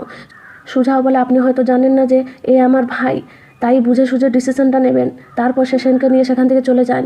এদিকে জিউ আর ডক্টর জি তাদেরকে বোকা বানিয়ে সেখান থেকে পালিয়ে যেতে সক্ষম হয়, কিন্তু গুন্ডাগুলো তাদের পিছনে যেতে লাগে। এদিকে সেনও জেনে যায় যে জিউ আর ডক্টর জি পালাতে সক্ষম হয়েছে। এটা শুনে সেন সঙ্গে সঙ্গে যেতে লাগে, আর সুজাও তাকে দেখে খুশি হয়। এদিকে ডক্টর জির লাগা চোটের কারণে সে অনেক দুর্বল হয়ে পড়েছিলেন, কিন্তু এই ব্যাপারে জিউ কিছুই জেনেছিল না, তাই সে গাড়িটা ঠিকভাবে চালাতে না পারার কারণে অ্যাক্সিডেন্ট হয়ে যায়। দুজন অনেক আহত হয়েছিল, কিন্তু ডক্টর জির লাগা চোটের আঘাতের কারণে ওনার অবস্থা অনেক গুরুতর হয়ে গেছিল। জিউ ওনাকে ডেকে বলে চলো আমাদেরকে এখান থেকে পালিয়ে যেতে হবে। ডক্টর জি বলেন অনেক দেরি হয়ে গেছে, যদি পারো তুমি একা পালিয়ে যাও, এবার আমি আর তোমার সাহায্য করতে পারবো না। জিউ বলে আমাদেরকে একসাথে বাঁচতে হবে আর এখান থেকে পালাতে হবে। ডক্টর জি বলেন অনেক দেরি হয়ে গেছে, আর সেখানেই প্রাণ হারায়। জিউ কেঁদে কেঁদে অজ্ঞান হয়ে যায়। তখন সেন এসে গাড়ি খুলতে লাগে, কিন্তু গাড়ি লক থাকার কারণে সে খুলতে পারে না, তাই নিচের থেকে একটা পাথর তুলে গাড়ির কাঁচটা ভেঙে জিউকে বাইরে বের করে নিয়ে যাওয়ার সময়ই গুন্ডাগুলো এসে পৌঁছিয়ে যায় আর সেনকে গুলি মেরে দেয়। ততক্ষণে সুজাও পুলিশকে সাথে নিয়ে এসে পৌঁছিয়ে গেছিল, আর পুলিশ এসব গুন্ডাগুলোকে এনকাউন্টার করে সেখানেই মেরে ফেলে। পরে সুজাও তাদেরকে হাসপাতালে নিয়ে আসে। তারপর সোজা আমাদেরকে 1 মাসের পরের দৃশ্যকে দেখানো হয়। জিউর জ্ঞান ফিরে এসেছে, কিন্তু সে এখনও ডক্টর জির ডেথকে নিয়ে ট্রমাইজ আছে। এদিকে সেনের জ্ঞান জিউর নামের সাথেই ফিরে আসে। তার মা তার পাশেই বসেছিল। সেন বলে মা এবার কিন্তু সব দোষ আমার, দয়া করে জিউকে দোষী মনে করবেন না। সে এখন কোথায়? তার মা বলেন চিন্তা করবেন না, সে এখন ভালো আছে, আর আমি তাকে দোষ দিচ্ছি না। তারপর সেন জিউর কাছে আসে আর অনেক কথা বলে, কিন্তু জিউ তাকে চিনতেই পারছিল না, আর না তার কোনো কথার উত্তর দিচ্ছিল। এদিকে রুয়ানও ফিরে এসেছিল, তাকে নিতে সুজাও এয়ারপোর্টে আসে আর বলে জিজির হাসপাতালে থেকে জরুরি কিছু কাজ এসে গেছিলো, তাই সে আমাকে পাঠিয়েছে, চলো আমি তোমাকে নিয়ে যাব। কিন্তু রুয়ান তাকে বারণ করে বলে না আমি নিজে চলে যাব বলে সেখান থেকে চলে যায়। পরে সুজাও সেনের কাছে আসে আর বলে আজকে তুমি হাসপাতাল ছেড়ে যেতে প্রস্তুত? সেন হ্যাঁ বলে, আর বলে রুয়ান কোথায়? তুমি তো তাকে এয়ারপোর্টে আনতে গিয়েছিলে। সুজাও বলে সে তো আমার সাথে দেখা করার সাথে সাথেই পালিয়ে গেল। সেন বলে এর মানে সে এখনও রেগে আছে, আর এখন তুমি তাকে বোঝানোর জন্য যাবে। বেস্ট অফ লক বলে সেখান থেকে চলে যায়, আর সোজা জিউর কাছে আসে। ডক্টর এসে তার ড্রেসিং করে। তারপর সেনকে বাইরে ডেকে বলেন যে পেশেন্টের কন্ডিশন ভালো নেই, সে নিজের ডিপ্রেশনে থেকে এখনও বের হতে পারেনি, আর ওনার হাতে লাগা চোটের কারণে সে হয়তো আর কোনো দিনও সার্জারি করতে পারবেন না। সেন বলে আমি তাকে সুস্থ করার জন্য সমস্ত প্রচেষ্টা করব। পরের দিন সেন নিজে বাজার করে জিউর জন্য খাবার বানিয়ে হাসপাতালে নিয়ে আসে, আর সে নিজেই জিউকে খাইয়ে দেয়। পরের দিন রুয়ান জিউর সাথে দেখা করতে আসে আর তাকে সান্ত্বনা দিয়ে অনেক কথা বলে আর তাকে বোঝায়, কিন্তু জিউ তো একইভাবে বসেছিল। তাই রুয়ান কথা বলে নেওয়ার পর লিফটের কাছে আসে যাওয়ার জন্য, কিন্তু সেই লিফটে আগের থেকেই সুজাও ছিল। সে রুয়ানকে দেখে তার পিছনে আসে আর তার হাত টেনে ধরে কথা বলতে চায়, কিন্তু রুয়ান এটা বলে চলে যায় যে সুজাও আমাকে কিছু সময় দাও। রাতে জিউ ঘুমিয়ে স্বপ্ন দেখতেছিল। স্বপ্নতে সে এক এক করে সবার সাথে দেখা করে। প্রথমে তার বাবা মার সাথে দেখা করে। তারা জিউকে বলে, জিউ তোমাকে সবার আগে এই ডিপ্রেশনের থেকে বের হতে হবে, আমরা সব সময় তোমার পাশে থাকবো। জিউ বলে, ঠিক আছে বাবা, কিন্তু আমার তোমাদের সাথে কথা বলতে অনেক কিছু আছে, এখানেই বসো বলে জিউ বসলে তখনই তারা গায়েব হয়ে যান। তখন তার দেখা ডক্টর জির সাথে হয়। সেও জিউকে এসবের দোষ নিজের মাথায় না নিতে বলেন আর গায়েব হয়ে যান। তখন জিউর মনে পড়ে যায় যে সেদিন আমাকে বাঁচাতে শ্যানও এসেছিল আর আমার কারণেই তাকেও গুলি লেগেছিল। এসব মনে করে সে জোরে চেঁচিয়ে ওঠে। তখন সেন তার কাছে এসে বলে, তুমি কি দুঃস্বপ্ন দেখেছো? জিউ কিন্তু কোনো কথাই বলে না। সেন তাকে জড়িয়ে ধরে শান্ত করায়। এদিকে সুজাও তার ফাইট করে রিল্যাক্স করছিল। তখনই রুয়ান তার পিছনে এসে বলে, কাছে আসবে না, সেখানেই দাঁড়াও। কিন্তু সুজাও তো খুশি হয়ে তার কাছেই এসে তার হাত ধরে ফেলে। রুয়ান বলে, তুমি আমার এত কাছে কেন এসেছো? আমি এখনও তোমাকে কিছু কথা বলিনি। সুজাও বলে, তুমি কি বলতে চাও? রুয়ান বলে, আমি তোমাকে ছেড়ে এগিয়ে পারছি না। সুজাও এটা শুনেই খুশি হয়ে রুয়ানকে কিস করে দেয়। এরপর সোজা 5 বছর পরের দৃশ্যকে দেখানো হয়, যেখানে রুয়ান প্রেগনেন্ট ছিল। সে সুজাওর সাথে রুম পিঙ্ক করার ব্যাপারে আর্গিউ করছিল। তখনই তাদের ছোট মেয়ে এসে তাদেরকে চুপ করতে বলে। সুজাও বলে, মা তুমি আমাদেরকে চুপ করতে কেন বলছো? সে বলে, আমার ছোট ভাই ঘুমোচ্ছে। তারপর রুয়ানের কাছে এসে তার ভাইকে আদর করে। পরের দিন জিউর আন্টকে দেখানো হয়। সে নিজের মার ঘরকে বিক্রি করছিলেন। এদিকে জিউ একটা বড় ইউনিভার্সিটিতে লেকচার দিতে এসেছিল। লেকচার শেষ করে নেওয়ার পর সে যাচ্ছিল, তখনই কিছু মেয়ে জিউকে জিজ্ঞেস করেন যে, মিস্টার ফু কি আপনার বয়ফ্রেন্ড? জিউ বলে, তোমরা জানলে কিভাবে? মেয়েগুলো বলেন, সে প্রায় এখানে লেকচার দিতে আসেন। সে এসেই আগে বলবেন যে আমি ডক্টর জিউর বয়ফ্রেন্ড। জিউ এটা শুনে হাসতে লাগে। তখনই তার আন্ট তাকে কল করে বলেন যে আমি বাড়ি বিক্রি করে দিয়েছি, তুমি চাইলে একবার এসে বাড়িটা দেখে নিতে পারো। রাতে জিউ এসে ঘরের ভিতরে বসেছিল। কিছু সময় বসে নেওয়ার পর সে যাওয়ার জন্য বাইরে আসলে শ্যানকে দেখে আর বলে, আমি জানি এই বাড়িটা তুমি কিনেছো, তাই না? শ্যান বলে, তবে তুমি আমাকে বিয়ে করে নিলে এই বাড়িটা তোমারই হয়ে যাবে। এবার কিন্তু তুমি আমাকে বারণ করতে পারবে না। বলে এই ঘড়িটা বের করে দেখায়, যেটা সে জিউর জন্য নিজেই ডিজাইন করেছিল। জিউ জিজ্ঞেস করে, আমি তোমাকে বিয়ে করলে এই বাড়িটা আমার হয়ে যাবে? শ্যান হ্যাঁ বললে জিউ নিজের হাত এগিয়ে এনে বলে, তবে পরিয়ে দাও। শ্যান তাকে ঘড়িটা পরায় আর কিস করে, আর এখানে এই ড্রামাটার হ্যাপি এন্ডিং হয়ে যায়। এরপর তোমরা কোন ড্রামাটা দেখতে চাও প্লিজ আমাকে কমেন্ট করো। আমি জানি আমার ভিডিও দিতে একটু দেরি হয়ে যাচ্ছে, কিন্তু আমি চেষ্টা করব তোমাদের সবার পছন্দের মতন ড্রামাটা এক্সপ্লেনেশন করার জন্য আর তাড়াতাড়ি ভিডিও দেওয়ার জন্য। Thank you. আমার ভিডিও তোমাদেরকে ভালো লাগলে প্লিজ ভিডিওতে একটা লাইক করে দিও। চ্যানেলে নতুন হলে সাবস্ক্রাইব করে পাশে থাকা বেল আইকনটা অবশ্যই প্রেস করে নিও। আর আজকের পার্ট তোমাদের কাছে কেমন লেগেছে কমেন্ট করে অবশ্যই জানাও। Thank you.